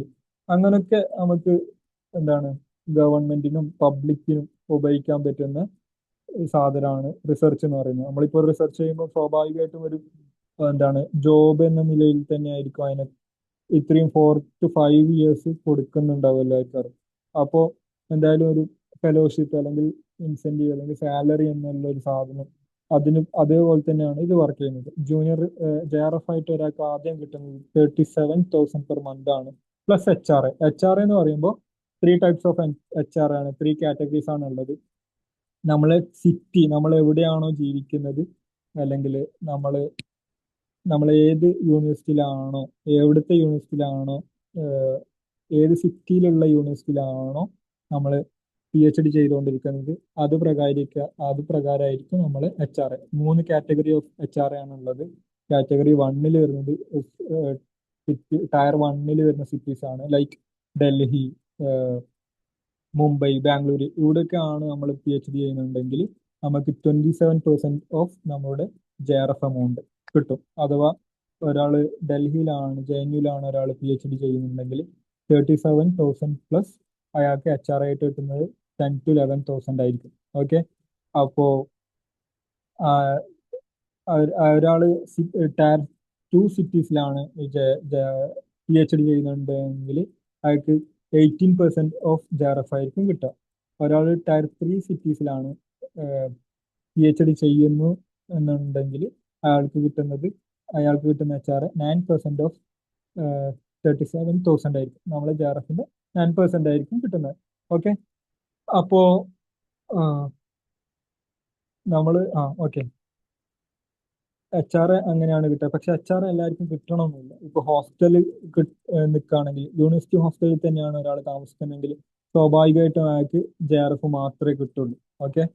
അഥവാ എന്തുകൊണ്ടെന്നാൽ സാധാരണ യൂണിവേഴ്സിറ്റി ഹോസ്റ്റലാണെങ്കിൽ നമ്മൾ പ്രിഫർ ചെയ്യുന്നെങ്കിൽ അവിടെ ജീവിക്കാൻ കുറച്ചും കൂടിയും കോസ്റ്റ് കുറവായിരിക്കും, അല്ലേ? അങ്ങനെ തന്നെയല്ലേ എല്ലായിടത്തും ഉണ്ടാകും. നമ്മൾ പുറത്ത് ജീവിക്കുമ്പോൾ കുറച്ചും കൂടി കോസ്റ്റ് കൂടും. യൂണിവേഴ്സിറ്റി ഹോസ്റ്റലിൽ ജീവിക്കും, റിസൈഡ് ചെയ്യുമ്പോൾ ഫുഡ് അവിടെ നിന്നാകുമ്പോൾ ചെറിയ ഫീസേ ഉണ്ടാവുള്ളൂ. സോ അങ്ങനെയാണ് HRAന്റെ ഒരു ഘടന സ്ട്രക്ചർ. പിന്നെ SRF ആണ്, സീനിയർ റിസർച്ച് ഫെലോ. നമ്മൾ 2 വർഷം അല്ലെങ്കിൽ നമ്മൾ സിനോപ്സിസ് ഒക്കെ സബ്മിറ്റ് ചെയ്യുമ്പോഴത്തേക്കും നമുക്ക് 42,000 പെർ മന്ത് ആയിട്ട് മാറും SRF. അത് നമ്മൾ സീനിയർ ഫെലോ ആയി മാറും. അപ്പോൾ നമുക്ക് കിട്ടുന്നത് സീനിയർ റിസർച്ച് ഫെലോഷിപ്പ് ആയിരിക്കും, SRF ആയിരിക്കും. അതിൽ കുറച്ച് ഒരു 5,000 ഇൻക്രിമെന്റ് ഉണ്ടാവും. 42,000 പെർ മന്ത് ആയിരിക്കും നമുക്ക് SRF ആയിട്ട് കിട്ടുന്നുണ്ടാവാം. ഓക്കെ. പിന്നെ കണ്ടീജൻസി ഗ്രാൻഡ് ഉണ്ടാവും. 20,000 പെർ ഇയർ ആയിരിക്കും. അത് ബുക്സിനും ട്രാവൽസിനും ഒക്കെ ആയിട്ട്.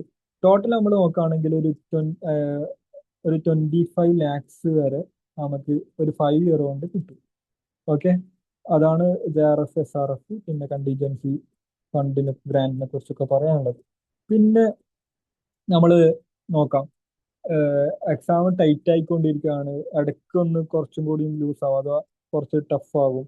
അപ്പോൾ UGC നെറ്റ് JRF പൊളിറ്റിക്കൽ സയൻസിൽ കട്ട് ഓഫ് പറയുകയാണെങ്കിൽ ഡിസംബർ 2023 ഉണ്ടായിരുന്നത് 2016 ആണ്. JRF കട്ട് ഓഫ് കുറച്ചും കൂടി ജൂൺ 2024 ആകുമ്പോഴത്തേക്ക്, അഥവാ പേപ്പർ ഈസി ആയിട്ടുണ്ടാകും സ്വാഭാവികമായിട്ടും. 232 ആയി മാറി, പിന്നെ 234 ആയി മാറി. ഹയസ്റ്റ് കട്ട് ഓഫ് വന്നത് ജൂൺ 2025 244 ആയി. ഭയങ്കര ഈസി ആയിട്ട് ഭയങ്കര എളുപ്പമായിരിക്കും ക്വസ്റ്റ്യൻ ഉണ്ടായിട്ടുണ്ടാവുക. അതുകൊണ്ടാണ് അത്രയും കട്ട് ഓഫ് കൂടുന്നത്. ഓക്കെ.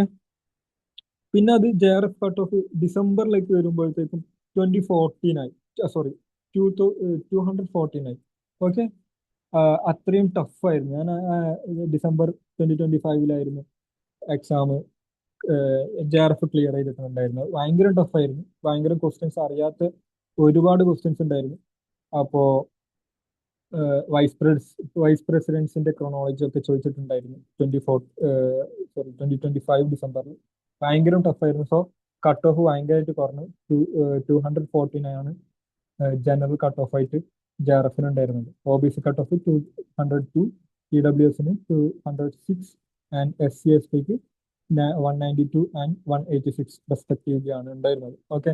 നമ്മൾ ജസ്റ്റ് ഒരു എന്താണ് ട്രെൻഡ് നോക്കുകയാണെങ്കിൽ അടുക്ക് കൂടും, അടുക്ക് നല്ലോണം കുറയും. ഇനിയും കുറയാൻ ചിലപ്പോൾ ഈ കഴിഞ്ഞ ഈ 2026 ജൂണിൽ കുറയാനാണ് ചാൻസ്, അഥവാ 220 മുകളിലേക്ക് പോവില്ല എന്നാണ് സ്റ്റുഡൻസ് പറയുന്നത്. കുറച്ചൊരു ടഫ് ആയിരുന്നു എന്നാണ് മൊത്തത്തിലുള്ളൊരു സ്റ്റുഡൻസിന്റെ അഭിപ്രായം. ഓക്കെ. പിന്നെ UGC നെറ്റ്, നമ്മളിപ്പം JRFന്റെ കട്ട് ഓഫ് ആണ് പറഞ്ഞത്. നെറ്റിന്റെ കട്ട് ഓഫ് അഥവാ നെറ്റ് എലിജിബിൾ ആകാൻ എത്ര മാർക്ക് വേണം എന്നുള്ളതാണ് നോക്കുന്നത്. നമ്മൾ ഡിസംബർ 2023 190 ആയിരുന്നു. പിന്നെ 24 ജൂൺ ആകുമ്പോഴത്തേക്കും അത് കൂടി 208 ആയി. ഡിസംബർ 2024 ആകുമ്പോഴത്തേക്കും 210 ആയി. അത് നമ്മൾ നേരത്തെ കണ്ട അതേപോലെ തന്നെ JRFന്റെ ട്രെൻഡ് അനുസരിച്ച് തന്നെ ഇതും പോകുന്നത്. അങ്ങനെ തന്നെ ആയിരിക്കും സാധാരണ ഉണ്ടാകാറുള്ളത്. ഓക്കെ. ഇപ്പം ഡിസംബർ 2025 188 സ്കോറുള്ള ആൾക്കും എന്ത് കിട്ടും? നെറ്റ് ജനറൽ കാറ്റഗറിയിൽ കിട്ടും. ഓക്കെ. പിന്നെ പൊളിറ്റിക്കൽ സയൻസിൽ ഇപ്പം കണ്ടുവരുന്ന ട്രെൻഡ്, ലാസ്റ്റ് ഇയർ വരെ UGC ഡിസംബർ 2025 വരെ എന്തായിരുന്നു? ഭയങ്കര ഹൈ ആയിരുന്നു. 244 വരെ പോയിട്ടുണ്ടായിരുന്നു. ഇപ്പം പക്ഷെ ട്രെൻഡ് മാറി, ക്വസ്റ്റ്യൻസ് ഭയങ്കര ഡിഫിക്കൽട്ട് ആയി തുടങ്ങി. 214 ആയിരുന്നു ഈ ഡിസംബർ 2025 കട്ട് ഓഫ്. അതിനു മുമ്പ് ജൂണിൽ 244 ആയിരുന്നു. സോ നമ്മളൊരു സേഫ് ഗെയിം എന്ന് പറയുന്നത് 250 മാർക്കൊക്കെ അല്ലെങ്കിൽ 230+ എപ്പോഴും അടിക്കുക എന്നുള്ളതാണ്. അതിന് നമുക്ക് വേണ്ടത് പേപ്പർ 1 ഒരു 40 ക്വസ്റ്റ്യൻ, 35 to 40 ക്വസ്റ്റ്യൻ വരെ നമുക്ക് ശരിയാക്കണം. കറക്റ്റ് ആക്കണം. പിന്നെ പേപ്പർ 2 അഥവാ പൊളിറ്റിക്കൽ സയൻസ് അല്ലെങ്കിൽ സബ്ജക്ട് പേപ്പറിൽ നമുക്ക് 170 മാർക്സ് വേണം, അഥവാ 85 ക്വസ്റ്റ്യൻ നമുക്ക് കറക്റ്റായി കിട്ടണം. ഓക്കെ. അതല്ലെങ്കിൽ 80 to 85 എന്തായാലും കറക്റ്റായി കിട്ടുകയാണെങ്കിൽ, അല്ലെങ്കിൽ 75 അറ്റ്ലീസ്റ്റ് കറക്റ്റ് ആണെങ്കിൽ നമുക്കൊരു JRFനുള്ള ഹോപ്പ് നിലനിർത്താൻ പറ്റും എക്സാം കഴിഞ്ഞാൽ. ഓക്കെ. അത്രേ പറയാനുള്ളൂ ഇതിൽ. അപ്പോ 125 കറക്റ്റ് ക്വസ്റ്റ്യൻ ഉണ്ടെങ്കിൽ എന്തായാലും ഒരാൾക്ക് JRF ഉറപ്പിക്കുക എന്നുള്ളതാണ് പറയാനുള്ളത്. നമ്മൾ ഈ സെക്ഷനിൽ UGC നെറ്റ് ഓറിയന്റേഷനിൽ അടുത്തൊരു സെക്ഷനായിട്ട് നമ്മൾ ഉള്ളത് എങ്ങനെയാണ് പോളിഗ്രാഡ് സ്റ്റുഡൻസിനെ ഹെൽപ്പ് ചെയ്തുകൊണ്ടിരിക്കുന്നത്, ഹെൽപ്പ് ചെയ്തിട്ടുള്ളത് എന്നുള്ളതാണ്. ഓക്കെ. പിന്നെ കുറച്ച് എങ്ങനെ പ്രിപ്പയർ ചെയ്യാമെന്നുള്ള സെഷൻ ആയിരിക്കും അടുത്തതായിട്ടുണ്ടാവുക. ഇപ്പൊ നമ്മൾ കഴിഞ്ഞത് UGC നെറ്റിന്റെ JRF-ന്റെ ബേസിക് ആയിട്ടുള്ള എന്താണ് പറയാ ഇൻഫർമേഷൻ എന്താണെന്നുള്ളതും എങ്ങനെയാണെന്നുള്ളതെന്ന് പറഞ്ഞത്. പോളിഗ്രാഡ് നിങ്ങൾക്ക് അറിയാം എല്ലാവർക്കും പൊളിറ്റിക്കൽ സയൻസ് ഫോക്കസ് ചെയ്തിട്ടുള്ള ഇൻസ്റ്റിറ്റ്യൂട്ട് ആണ്. CUT PGക്കും പൊളിറ്റിക്കൽ സയൻസ് മിഷൻ JNU എന്ന് പറയുന്ന ഒരു കോഴ്സ് ലോഞ്ച് ചെയ്തിട്ടുണ്ടായിരുന്നു. നല്ല റിസൾട്ടുള്ള കോഴ്സായിരുന്നു. അതേപോലെ തന്നെ മിഷൻ JRF എന്ന് പറയുന്ന ഒരു ബാച്ച് ഉണ്ട്. ഇപ്പൊ റണ്ണിങ് ആണ്. കഴിഞ്ഞ വർഷങ്ങളിൽ ഉണ്ടായിരുന്നു, കഴിഞ്ഞ സൈക്കിളിലൊക്കെ ഉണ്ടായിരുന്നു. ഓക്കെ. അപ്പോ മിഷൻ JRF ബാച്ചിന്റെ ഒരു പ്രത്യേകത എന്ന് പറയുന്നത് നമ്മൾ JRF മാത്രമാണ് ഫോക്കസ് ചെയ്യുന്നത്. മറ്റ് ഇൻസ്റ്റിറ്റ്യൂട്ട്സിനെ പോലെ പല കോഴ്സുകളിൽ നമുക്ക് പല സബ്ജക്ട്സിൽ നമുക്ക് ഇതില്ല, എന്താണ് കോഴ്സുകളില്ല. സോ നമ്മൾ പൊളിറ്റിക്കൽ സയൻസിലാണ് ഫോക്കസ് ചെയ്യുന്നത്. പൊളിറ്റിക്കൽ സയൻസിൽ വരുന്ന സ്റ്റുഡൻസിനെ JRF-ലേക്ക് എത്തിക്കുക എന്നുള്ളതാണ്, പുഷ് ചെയ്യാണ്.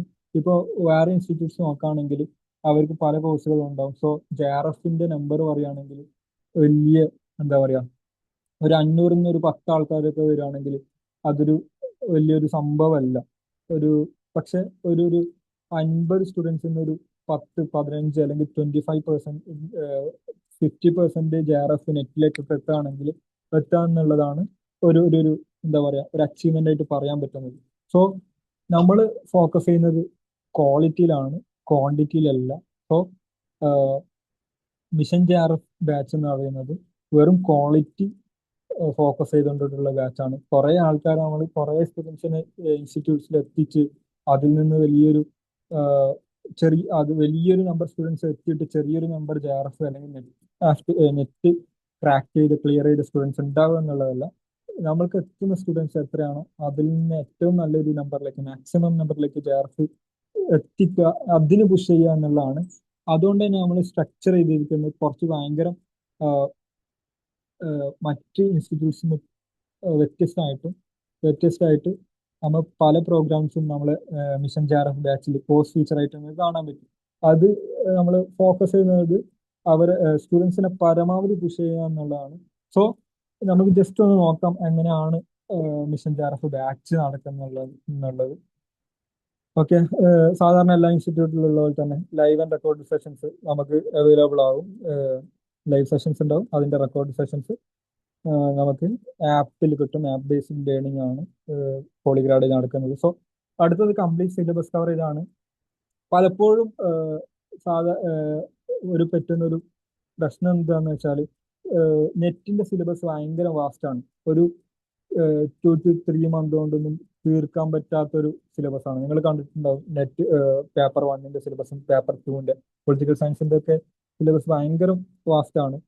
അത് സിലബസ് കംപ്ലീറ്റ് ആയിട്ട് കവർ ചെയ്യുക എന്നുള്ളതാണ്. ജസ്റ്റ് ക്വസ്റ്റ്യൻസ് വരുന്ന മാത്രം വരിക, അത് കുറെ ക്വസ്റ്റ്യൻസ് വരുന്ന ഏരിയ മാത്രം ഫോക്കസ് ചെയ്യാതെ എല്ലാ ഏരിയയും ഫോക്കസ് ചെയ്തുകൊണ്ട്, പക്ഷെ ക്വസ്റ്റ്യൻസ് കൂടുതൽ ചോദിക്കുന്ന സിലബസ് പാർട്ടിൽ നിന്ന് കുറച്ചും കൂടി കൂടുതൽ ഫോക്കസ് ചെയ്തുകൊണ്ട് അതേ ഫോക്കസ് മറ്റുള്ള ഏരിയകളും കൊടുത്തുകൊണ്ടുള്ള ഒരു കംപ്ലീറ്റ് സിലബസ് കവർ ചെയ്യുന്ന കോഴ്സാണ് മിഷൻ JRF. സാധാരണ JRF മിസ്സാറുള്ളത്, നെറ്റ് അടിച്ച ഒരാൾക്ക് JRF മിസ്സാറുള്ളത് ഒരു 5 to 10 മാർക്സിന്റെ ഉള്ളിലായിരിക്കും. അധികം ആൾക്കാരുടെയും ഒരു റേഞ്ച് അങ്ങനെ ആയിരിക്കും. അപ്പോൾ അത് മിസ്സാകുന്നത് എന്തുകൊണ്ടാന്ന് വെച്ചാൽ നമ്മൾ സാധാരണ പല സ്റ്റുഡൻസും ഒഴിവാക്കുന്ന ഏരിയ നമ്മൾ ഒഴിവാക്കും. അപ്പോൾ സ്വാഭാവികമായിട്ടും നമുക്ക് JRF-ൽ എത്തൂല. നമ്മൾ വെറും കുറച്ച് ബേസ് ആയിട്ടുള്ള കണ്ടന്റിൽ മാത്രം ഫോക്കസ് ചെയ്തുകൊണ്ട് നമ്മൾ നെറ്റ് അല്ലെങ്കിൽ PhD മാത്രമാണ്, PhD അഡ്മിഷൻ ഓൺലി എന്ന കാറ്റഗറിക്ക് മാത്രമാണ് എത്തുള്ളൂ. അപ്പോ എന്താ പറയാ അങ്ങനെയുള്ള ഇതിൽ നിന്ന് മാറിയിട്ട് complete syllabus coverage 2 paper Polygrad provide ചെയ്യും under the mission JRF batch. Okay. പിന്നെ both general paper, subject papers അത് ഉണ്ടാവും എന്ന് പറഞ്ഞു. പിന്നെ എക്സ്പേർട്ട് ഫാക്കൽറ്റീസ് ആൻഡ് മെന്റേഴ്സ് ആണ്.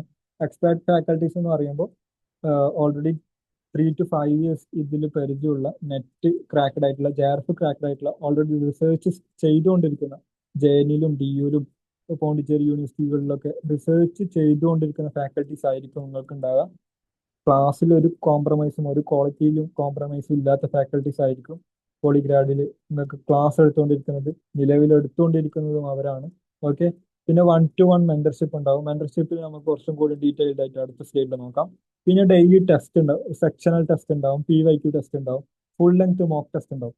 ഈ ടെസ്റ്റിന്റെ ഒരു പ്രത്യേകത എന്ന് വെച്ചാൽ നമ്മൾ എത്രത്തോളം ടെസ്റ്റുകൾ ചെയ്യുന്നതോ അത്രയും നമ്മളുടെ ഒരു എന്താണ് പറയാ മസിൽ മെമ്മറി ബിൽഡ് ചെയ്യും. നമ്മളിപ്പോ ഇന്ന് പ്ലാറ്റോനെ കുറിച്ച് ഒരു ടെസ്റ്റ് എടുത്ത് ഇനി കുറച്ച് ദിവസം കഴിഞ്ഞിട്ട് പ്ലാറ്റോനെ കുറിച്ച് ടോപ്പിക് ടെസ്റ്റ് വീണ്ടും എടുത്ത് അങ്ങനെ അങ്ങനെ ടെസ്റ്റ് നമ്മളിങ്ങനെ ആഡ് ചെയ്തുകൊണ്ടേ ഇരിക്കുമ്പോൾ നമ്മൾ ഒരു ടോപ്പിക്കിൽ അത്രയും ഡെപ്ത് ആയിട്ടായിരിക്കും, അത്രയും കംപ്ലീറ്റ് ആയിരിക്കും നമ്മള് എന്താണ് പ്രിപ്പറേഷൻ ഉണ്ടാകുക. ഒരു ലൂപ്പ് ഹോളും ഇല്ലാതെ ആ ടോപ്പിക്കിന് ക്വസ്റ്റ്യൻ വരികയാണെങ്കിൽ ഉറപ്പായിട്ട് നമുക്ക് എന്ത് കിട്ടും, JRF അല്ലെങ്കിൽ നെറ്റ് അല്ലെങ്കിൽ JRF എന്നുള്ള ലക്ഷ്യത്തിലേക്ക് എത്താൻ കഴിയുന്ന രീതിയിലായിരിക്കും ടെസ്റ്റുകൾ ഉണ്ടാവുക. ഓക്കെ. അത്രയും ടെസ്റ്റ് ഉണ്ടാവും. നിങ്ങൾക്ക് ടെസ്റ്റ് പരമാവധി എടുപ്പിക്കുക എന്നുള്ളതാണ് നമ്മുടെ ഒരു ലക്ഷ്യം. സ്റ്റുഡൻസിനെ കൊണ്ട് ഡെയിലി ടെസ്റ്റും സെക്ഷണൽ ടെസ്റ്റും PYQ ടെസ്റ്റും ഫുൾ ലെങ്ത് മോക്ക് ടെസ്റ്റും ഒക്കെ ഉണ്ടാവും. പിന്നെ ലോജിക് ലാബ് എന്നുള്ള ഒരു പ്രോഗ്രാം മിഷൻ JRFന്റെ അണ്ടറിൽ വരുന്നുണ്ട്. പിന്നെ ആക്റ്റീവ് റീകോൾ സെഷൻസ് ഉണ്ടാവും. അത് നമുക്ക് എന്താണ് ഡീറ്റെയിൽഡ് ആയിട്ട് ജസ്റ്റ് ഒന്ന് നോക്കാം. പിന്നെ മാരത്തൺ സെഷൻസ് ഉണ്ടാവും. മാരത്തൺ സെഷൻസിൽ എക്സാമിന് അടുപ്പിച്ചായിരിക്കും ഉണ്ടാവുക. എക്സാം അടുത്തുകൊണ്ടിരിക്കുമ്പോൾ പെട്ടെന്ന് തന്നെ എങ്ങനെ ഓടിച്ച് നമുക്ക് പഠിച്ചെടുക്കാം എന്ന രീതിയിലായിരിക്കും മാരത്തൺ സെഷൻസ് ഉണ്ടാവുക. ഓരോ ടോപ്പിക് 10 സെക്ഷൻ യൂണിറ്റ്സ് ഉണ്ടെന്ന് പറഞ്ഞല്ലോ, ഓരോ യൂണിറ്റിനും മാരത്തൺ സെഷൻസ് ഉണ്ടായിരിക്കും. ഓക്കെ. പിന്നെ സാധാരണ രീതിയിൽ മെന്റർഷിപ്പ് എന്ന് പറയുമ്പോൾ എല്ലാവരും പ്രൊവൈഡ് ചെയ്യുന്നത് അവിടുത്തെ ടീച്ചേഴ്സ് ആയിട്ടുള്ള ആൾക്കാർ തന്നെ മെന്റർ ചെയ്യുക എന്നുള്ളതാണ്. പക്ഷെ പോളിഗ്രാഡ് അങ്ങനെ ചെയ്യുന്നില്ല. ടീച്ചേഴ്സ് ഇങ്ങനെ ടീച്ചിങ്ങിലായിരിക്കും ഫോക്കസ് ചെയ്യുന്നുണ്ടാവുക. മെന്റേഴ്സ് ആയിട്ട് മെന്റർഷിപ്പിന് മെന്റേഴ്സ് മാത്രമായിട്ടുള്ള ആൾക്കാർ നിങ്ങൾക്ക് ഉണ്ടാവും. ഓക്കെ. സ്റ്റുഡൻസിന് മെന്റേഴ്സ് മാത്രമായിട്ട് ആ മെന്റേഴ്സ് വഴിയായിരിക്കും നിങ്ങളുടെ ഫസ്റ്റ് കോണ്ടാക്ട് വരുന്നത് പോളിഗ്രാഡിൽ. ഇപ്പൊ നിങ്ങൾ ക്ലാസ് കഴിഞ്ഞിട്ട് എന്തെങ്കിലും ഡൗട്ട് ഉണ്ടെങ്കിൽ നിങ്ങൾ എക്സ്പേർട്ട് ആയിട്ടുള്ള മെന്റേഴ്സ് അഥവാ നെറ്റ് ക്രാക്ക് ചെയ്ത JRF ക്രാക്ക് ചെയ്തിട്ടുള്ള ആൾക്കാരായിട്ടുള്ള മെന്റേഴ്സ് ആയിരിക്കും നിങ്ങൾക്ക് ഉണ്ടാവുക. ഓക്കെ. പിന്നെ എന്തുകൊണ്ടാണ് മെന്റർഷിപ്പിന്റെ ഒരു ആവശ്യകത നോക്കുകയാണെങ്കിൽ എന്തുകൊണ്ടാണ് മാറ്റർ ചെയ്യുന്നതെന്ന് വെച്ചാൽ JRF ജേർണി എന്ന് പറയുന്നത് ഒരു 5 to 6 month ജേർണിയാണ്. എല്ലാവർക്കും എല്ലാപ്പോഴും ഒരേപോലെ പെർഫോം ചെയ്യാൻ പറ്റുന്നുണ്ടാവില്ല. ആ സെയിം റിഗർ ആൻഡ് വിഗർ നമ്മൾ തുടക്കത്തിലുള്ള സാധനം തന്നെ എപ്പോഴും ഉണ്ടാവില്ല. നമ്മളെ ചാർജ് ഉണ്ടാകാം, ലോസ് ആകാം, ചിലപ്പം കൂടാം, ചിലപ്പം കുറയാം. എല്ലാവർക്കും ഡിഫറെന്റ് ആയിരിക്കും. ഇപ്പോൾ പ്രിപ്പറേഷനിൽ എപ്പോഴും നമ്മളെ എന്താ പറയാ മോട്ടിവേറ്റ് ചെയ്യാൻ അല്ലെങ്കിൽ പുഷ് ചെയ്യാൻ ഒരാൾ വേണം. നമ്മൾ പറഞ്ഞു സെക്ഷണൽ ടെസ്റ്റ് ഉണ്ടാവും, ടോപ്പിക് ടെസ്റ്റ് ഉണ്ടാവും, ലോ ഫുൾ ലെങ്ത് മോക്ക് ടെസ്റ്റ് ഉണ്ടാവും, പിന്നെ വേറെയും ടെസ്റ്റുകളും പിന്നെ പ്രോഗ്രാംസ് ഒക്കെ ഉണ്ടാവും. അപ്പോൾ നിങ്ങളെ എപ്പോഴും പുഷ് ചെയ്യാൻ, നിങ്ങളെ എന്താ പറയാ എപ്പോഴും അസസ് ചെയ്യാൻ വേണ്ടിയിട്ട് നിങ്ങൾ ഇന്ന ടെസ്റ്റ് ചെയ്തിട്ടില്ലെങ്കിൽ എന്തുകൊണ്ടാണ് ചെയ്യാത്തത്, അങ്ങനെ പുഷ് ചെയ്യാൻ വേണ്ടിയിട്ടുള്ള ആൾക്കാരാണ് മെന്റേഴ്സ്. എന്ത് ഡൗട്ട് ഉണ്ടെങ്കിലും എപ്പോഴും അവൈലബിൾ ആയിട്ടുള്ള ആൾക്കാരായിരിക്കും നിങ്ങളെ മെന്റേഴ്സ്. ഓക്കെ. അപ്പോൾ മെന്റർഷിപ്പ് പരമാവധി ഉപയോഗപ്പെടുത്തി, ക്ലാസ്സുകൾ പരമാവധി ഉപയോഗപ്പെടുത്തി എന്താ പറയാ ആ ഒരു റിഗർ ആൻഡ് വിഗർ എപ്പോഴും നിലനിർത്തി JRF ക്രാക്ക് ചെയ്യുന്നത് വരെ നിങ്ങളോടൊപ്പം ഉണ്ടാകുന്ന രീതിയിലായിരിക്കും മെന്റേഴ്സ് ഉണ്ടാവുക. ഓക്കെ. ഈ മെന്റേഴ്സിനെ തന്നെ weekly head of the mentor assess ചെയ്യുന്നുണ്ടാവും. പിന്നെ മെന്റേഴ്സിന് ക്ലാസ്സുകൾ ഉണ്ടാവും, മെന്റർഷിപ്പിനെ പറ്റിയിട്ടുള്ള ബൂസ്റ്റ് ചെയ്യാനുള്ള ക്ലാസ്സസ് ഉണ്ടാവും. അപ്പോൾ എപ്പോഴും അവൈലബിൾ ആയിട്ടുള്ള പെട്ടെന്ന് നിങ്ങൾക്ക് എന്ത് ഡൗട്ട് വന്നാലും ഏത് ടോപ്പിക്കിൽ നിന്ന് വന്നാലും ഇപ്പൊ ക്വസ്റ്റ്യൻസ് ക്രാക്ക് ചെയ്യാൻ പറ്റുന്നില്ലെങ്കിൽ ഇപ്പൊ ടോപ്പിക് ടെസ്റ്റിൽ അല്ലെങ്കിൽ മറ്റു ടെസ്റ്റുകളിൽ നിങ്ങൾക്ക് ക്വസ്റ്റ്യൻസ് മനസ്സിലാകുന്നില്ലെങ്കിൽ, ക്വസ്റ്റ്യൻസ് ക്രാക്ക് ചെയ്യാൻ പറ്റുന്നില്ലെങ്കിൽ എന്ത് വന്നാലും എപ്പോഴും നിങ്ങൾക്ക് അവൈലബിൾ ആയിട്ടുള്ള ആളായിരിക്കും മെന്റർ. ഓക്കെ. സോ ഈ 5 to 6 month ജേർണിയിൽ ഭയങ്കരം ആയിട്ട് ഉപയോഗപ്പെടുത്തേണ്ട ഉപയോഗമുണ്ടാകുന്ന ഒരാളായിരിക്കും നിങ്ങൾക്ക് മെന്റർ ആയിട്ടുണ്ടാവുക. ഓക്കെ. അവർ ഓൾറെഡി നെറ്റ് JRF അല്ലെങ്കിൽ JRF അല്ലെങ്കിൽ നെറ്റ് ഒക്കെ ക്ലിയർ ചെയ്തിട്ടുള്ള ആളായിരിക്കും. ഓക്കെ. അടുത്തതായിട്ട് നമുക്ക് ലോജിക് ലാബ് എന്ന് പറയുന്ന നേരത്തെ പറഞ്ഞ ഒരു വാല്യൂ ആഡ് പ്രോഗ്രാമാണ് ലോജിക് ലാബ്. സാധാരണ നമുക്ക് എക്സാമിന്റെ അടുത്ത ഒരു ക്വസ്റ്റ്യൻ നമ്മൾ ഇതുവരെ ഒരു വലിയൊരു പരിചയം ഇല്ലാത്തൊരു ക്വസ്റ്റ്യൻ കാണുകയാണ്. നമുക്ക് നമ്മൾ എല്ലാം കവർ ചെയ്തിട്ടുണ്ടെങ്കിലും ഏതെങ്കിലും ഒരു ക്വസ്റ്റ്യൻസ് ഒക്കെ അങ്ങനെ ഉണ്ടാകാം. കുറെ ക്വസ്റ്റ്യൻസ് ഉണ്ടാകും, അങ്ങനെ സ്വാഭാവികമാണ്. എക്സാം ആകുമ്പോൾ എല്ലാം നമുക്ക് അറിയുന്നെന്ന് ചോദിച്ചോളണമെന്നില്ലല്ലോ. നമുക്ക് അറിയാത്തത് കൂടി ടെസ്റ്റ് ചെയ്യാനാണല്ലോ എക്സാം ഉള്ളത്.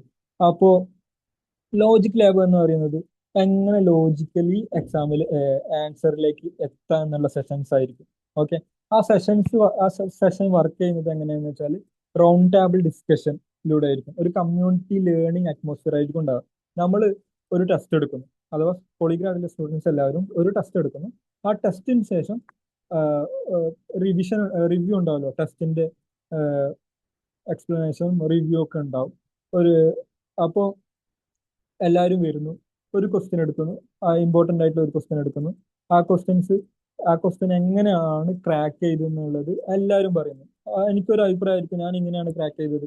വേറൊരാൾക്ക് വേറെ സ്റ്റുഡൻസിന് വേറൊരു അഭിപ്രായമായിരിക്കും, ഞാൻ ഇങ്ങനെയാണ് ക്രാക്ക് ചെയ്തത്, എൻ്റെ ലോജിക്ക് ഇതായിരുന്നു. അപ്പം പല ലോജിക്കും നമ്മളിലേക്ക് എത്തുകയാണ്. സ്വാഭാവികമായിട്ടും നമ്മൾ ലോജിക്കൽ ഗസ്സിങ് എന്ന് പറയുന്ന ഒരു എന്താ പറയുക ക്വാളിറ്റി അത് ബിൽഡ് ചെയ്ത് വരും. അതാണ് ലോജിക് ലാബിലൂടെ നമ്മൾ പ്രൊവൈഡ് ചെയ്യാൻ ഉദ്ദേശിക്കുന്നത്. അപ്പോൾ എങ്ങനെയാണെന്ന് വെച്ചാൽ ആദ്യം നമ്മൾ ഒരു ക്വസ്റ്റ്യൻ ടെസ്റ്റ് നടന്ന ഇമ്പോർട്ടൻ്റ് ആയിട്ടുള്ള ക്വസ്റ്റ്യൻ പിക്ക് ചെയ്യും. ഏത് ക്വസ്റ്റ്യനും ആണെങ്കിലും ഡിസ്കസ് ചെയ്യാം. ബട്ട് ടൈം ലിമിറ്റ് ഉണ്ടെങ്കിൽ നമ്മൾ ഏതെങ്കിലും കുറച്ച് ക്വസ്റ്റ്യൻസ് പിക്ക് ചെയ്യും. എങ്ങനെയാണ് ക്രാക്ക് ചെയ്തതെന്നുള്ളത് പരസ്പരം മ്യൂച്വൽ ആയിട്ട് ഷെയർ ചെയ്യും, അവിടെ തന്നെ ഷെയർ ചെയ്യും. ഓക്കെ, അങ്ങനെ ഇൻട്രസ്റ്റിംഗ് ആയിട്ടുള്ള ഒരു വേ ആണ് ലോജിക് ലാബ്. അത് നമ്മൾ സ്വാഭാവികമായിട്ടും ബിൽഡ് ആവും, നമ്മൾ ലോജിക്കൽ ഗസ്സിങ് എങ്ങനെയാണ് എന്നുള്ളത്. അപ്പോ അപ്പോൾ എന്താ പെട്ടെന്ന് നമുക്ക് എക്സാമിലും ഇങ്ങനെ ഇങ്ങനെ നമ്മൾ തീരെ അറിയാത്തൊരു ഏരിയ ആണെങ്കിൽ പോലും നമുക്ക് ഈസി ആയിട്ട് എന്താക്കാൻ പറ്റും, ക്വസ്റ്റ്യൻ ക്രാക്ക് ചെയ്യുന്ന രീതിയിലേക്ക് എത്താൻ പറ്റും. ഓക്കെ, അപ്പോൾ ജസ്റ്റ് നമുക്ക് വേണമെങ്കിൽ എക്സ്പീരിയൻസ് ചെയ്യാം. ഞാനൊരു ക്വസ്റ്റ്യൻ ഇവിടെ തന്നിട്ടുണ്ട്. ഓക്കെ, ഈ ഇത് ജസ്റ്റ് ഒന്ന് ക്രാക്ക് ചെയ്യാൻ നോക്കിയാലോ? ഒരു മിനിറ്റ് തരാം. ഞാൻ ചാറ്റ് ആണ്, ചാറ്റ് ഉണ്ടെങ്കിൽ ഒന്ന് പറയണം നിങ്ങൾ, ജസ്റ്റ് ഒന്ന് എങ്ങനെയാണെന്നുള്ളത്.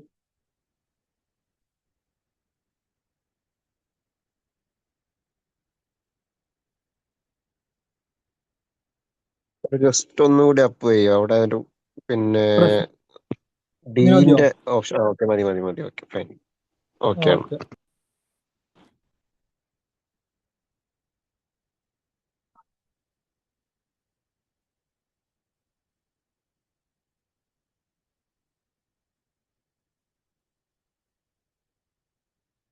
ഓപ്ഷൻ ഡി പറഞ്ഞിട്ടുണ്ട്. ഡി ആണ് പറഞ്ഞത്.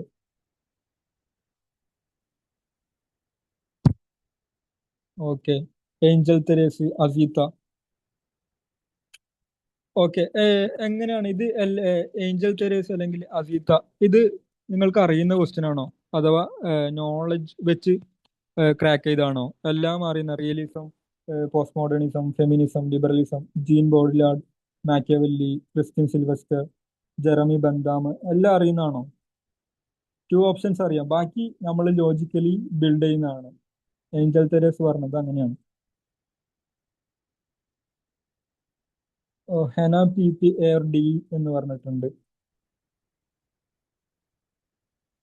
2 ഓപ്ഷൻസ് അറിയാം. എക്കോ ഇല്ലല്ലോ അല്ലേ? ഓക്കെ അല്ലേ സൗണ്ട്?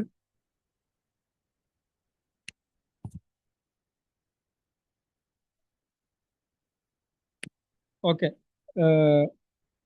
നമുക്ക് യെസ്, നമുക്ക് ഇതൊന്ന് ജസ്റ്റ് ഒന്ന് ക്രാക്ക് ചെയ്യാൻ ശ്രമിക്കാം. നമ്മൾ 2 ഓപ്ഷൻസ് അറിയാമെന്നാണ് പറഞ്ഞത്. അങ്ങനെ 2 ഓപ്ഷൻസ് അറിയുന്ന ആളുണ്ടാവും, 3 ഓപ്ഷൻസ് അറിയുന്നുണ്ടാവും, ചിലപ്പോൾ 4 ഓപ്ഷൻസ് വളരെ കൃത്യമായിട്ട് അറിയുന്ന ആളുണ്ടാവും, പക്ഷെ ഒരു ഓപ്ഷൻ മാത്രം അറിയുന്ന ആളും ഉണ്ടാവും. അപ്പോൾ നമ്മൾ എന്ത് ചെയ്യും? റിയലിസം നമ്മൾ കേട്ടിട്ടുണ്ടോ? പോസ്റ്റ് മോഡേണിസം കേട്ടിട്ടുണ്ടോ? ഫെമിനിസം കേട്ടിട്ടുണ്ടോ? ലിബറലിസം കേട്ടിട്ടുണ്ടോ? നമ്മൾ നോക്കുകയാണെങ്കിൽ റിയലിസം എന്ന് പറയുന്നത് പണ്ട് നമ്മൾ മുൻപേ ഉള്ള തിയറിയാണ്. റിയൽ ആയിട്ട് പൊളിറ്റിക്സിനെ കാണുക, പവറാണ് അതിൻ്റെ ഇത് എന്നൊക്കെ എല്ലാവരും ബേസിക് ആണ് സാധനം റിയലിസം എന്ന് പറയുന്നത്. പോസ്റ്റ് മോഡേണിസം എന്ന് പറയുന്നത് റീസെന്റ് ആയിട്ടുള്ള ഒരു സാധനമാണ്, അല്ലെ? പോസ്റ്റ് മോഡേണിസത്തിന്റെ മോഡേണിസത്തിന് ശേഷമുള്ള പോസ്റ്റ് മോഡേണിസം, അതാണ് ബേസിക്കലി അത് ഉദ്ദേശിക്കുന്നത്. പിന്നെ ഫെമിനിസം 18th സെഞ്ചുറി മുതലേ ഉണ്ട്. അപ്പോ ലിബറലിസം ഒരു 18, 17, 16 സെഞ്ചുറി മുതലേ ആ ഒരു ടൈമിന് മുതലേ നമുക്ക് കാണാൻ പറ്റും ബേസിക്കലി. അപ്പൊ നമ്മൾ എന്ത് ചെയ്യും, ഒരു ഓപ്ഷൻ, ഒരു ക്രാക്ക് ചെയ്യാനുള്ള ഒരു ലോജിക്ക് എന്ന് പറയുന്നത് റിയലിസം വളരെ ഉള്ളതാണ്, വളരെ മുമ്പ് ഉള്ളതാണ്. ഇതിൽ ഏറ്റവും മുമ്പ് നമുക്ക് അറിയുന്ന ഈ തിങ്കേഴ്സിൽ ഏറ്റവും മുമ്പുള്ള ആളാരാണ്? മാക്കിയവല്ലി ആണ്. ഓക്കെ, മാക്കിയവല്ലി ആണ്. മാക്കിയവല്ലി 13th or 14th സെഞ്ചുറിയിലാണെന്ന് തോന്നുന്നുണ്ട്. അപ്പോ അത്രയും മുൻപുള്ള ഒരാളായിരിക്കും സ്വാഭാവികമായിട്ടും റിയലിസത്തിലേക്ക് വരിക. ഓക്കെ, പിന്നെ ലിബറലിസം, അപ്പോൾ നമുക്ക് 1A 2 വരുന്ന രീതിയിലേക്ക് മുമ്പ് എന്താണ് അങ്ങനെ ഓപ്ഷനിലേക്ക് വരാൻ പറ്റും. അപ്പം ഓപ്ഷൻ എയും സിയും കട്ടായി. ഓക്കെ, റിയലിസം മാക്കിയവല്ലിയിലേക്ക് കൊണ്ടുവന്നാൽ ജസ്റ്റ് ഒരു ടൈം ലൈൻ ജസ്റ്റ് അറിയുകയാണെങ്കിൽ റിയലിസം എന്താണ്, പോസ്റ്റ് മോഡേണിസം എപ്പോഴാണ് വന്നത്, ഫെമിനിസം ഏതാണ്, അതിന്റെ ഒരു ക്രോണോളജി അല്ലെങ്കിൽ ഒരു ടൈം ലൈൻ അറിയുകയാണെങ്കിൽ നമുക്ക് എങ്ങനെ തിങ്കറിനെയും സ്കൂളൊന്നും അറിയാണ്ട് തന്നെ രണ്ട് ഓപ്ഷൻ ഇവിടെ കട്ടായി. ഇതിൽ എ ആണ്, ബി ആൻഡ് ഡി ആൻസർ ശരിയാൻ ചാൻസ് ഉള്ള B and D. A 2 ആണ്. ഓക്കെ, രണ്ടിലും B 1 ആണ്, B 1 ആണ്. സോ നമ്മള് പകുതി പ്രശ്നം കഴിഞ്ഞു. പോസ്റ്റ് മോഡേണിസം ജീൻ ബോർഡിലാടാണ് എന്നുള്ളതും നമുക്ക് മനസ്സിലായി. സിയും ഡിയും തമ്മിലാണ് പ്രശ്നം. സിയും ഡിയും തമ്മിൽ നമ്മൾ നോക്കുമ്പോൾ നമുക്ക് ലിബറലിസം അറിയില്ല എന്ന് ചോദിച്ചോ, ജർമ്മനി ബന്ധാമാന്ന് അറിയില്ല എന്ന് കരുതിക്കോ. അപ്പൊ സ്വാഭാവികമായിട്ട് നമ്മൾ എന്ത് ചെയ്യും, നമ്മൾ എന്ത് ചെയ്യണം? നമ്മൾ സി എന്നുള്ളതിലേക്ക് പോകാൻ, ഫെമിനിസത്തിൽ സാധാരണയായിട്ട് പൊളിറ്റിക്കൽ സയൻസിൽ ഫെമിനിസ്റ്റ് സ്കോളേഴ്സ് ആയിട്ടുള്ളത് ആരായിരിക്കും? ഫീമെയിൽ ആയിരിക്കും, വിമൻ ആയിട്ടുള്ളവരായിരിക്കും. നമ്മൾ ഫെമിനിസത്തിന്റെ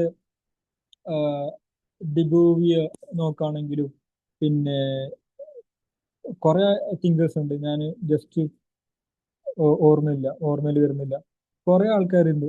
അപ്പോ സി എന്ന് പറയുന്നത് ഫെമിനിസം ആണ്. ഫെമിനിസം സ്വാഭാവികമായിട്ടും very large amount of scholars, very large number of സ്കോളേഴ്സും ഫീമെയിൽ ആയിരിക്കും, വുമൺ ആയിരിക്കും. സോ നമുക്ക് എന്താക്കാം, സി എന്നുള്ളത് 3യിലേക്ക് കൊടുക്കാം.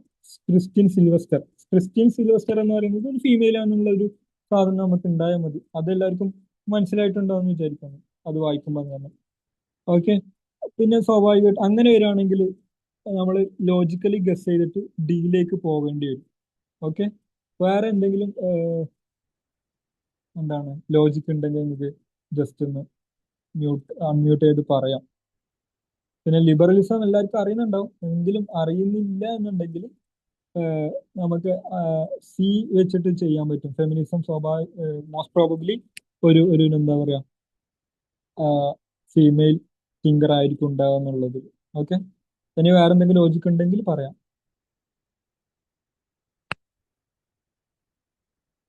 ഇല്ല, ഓക്കെ.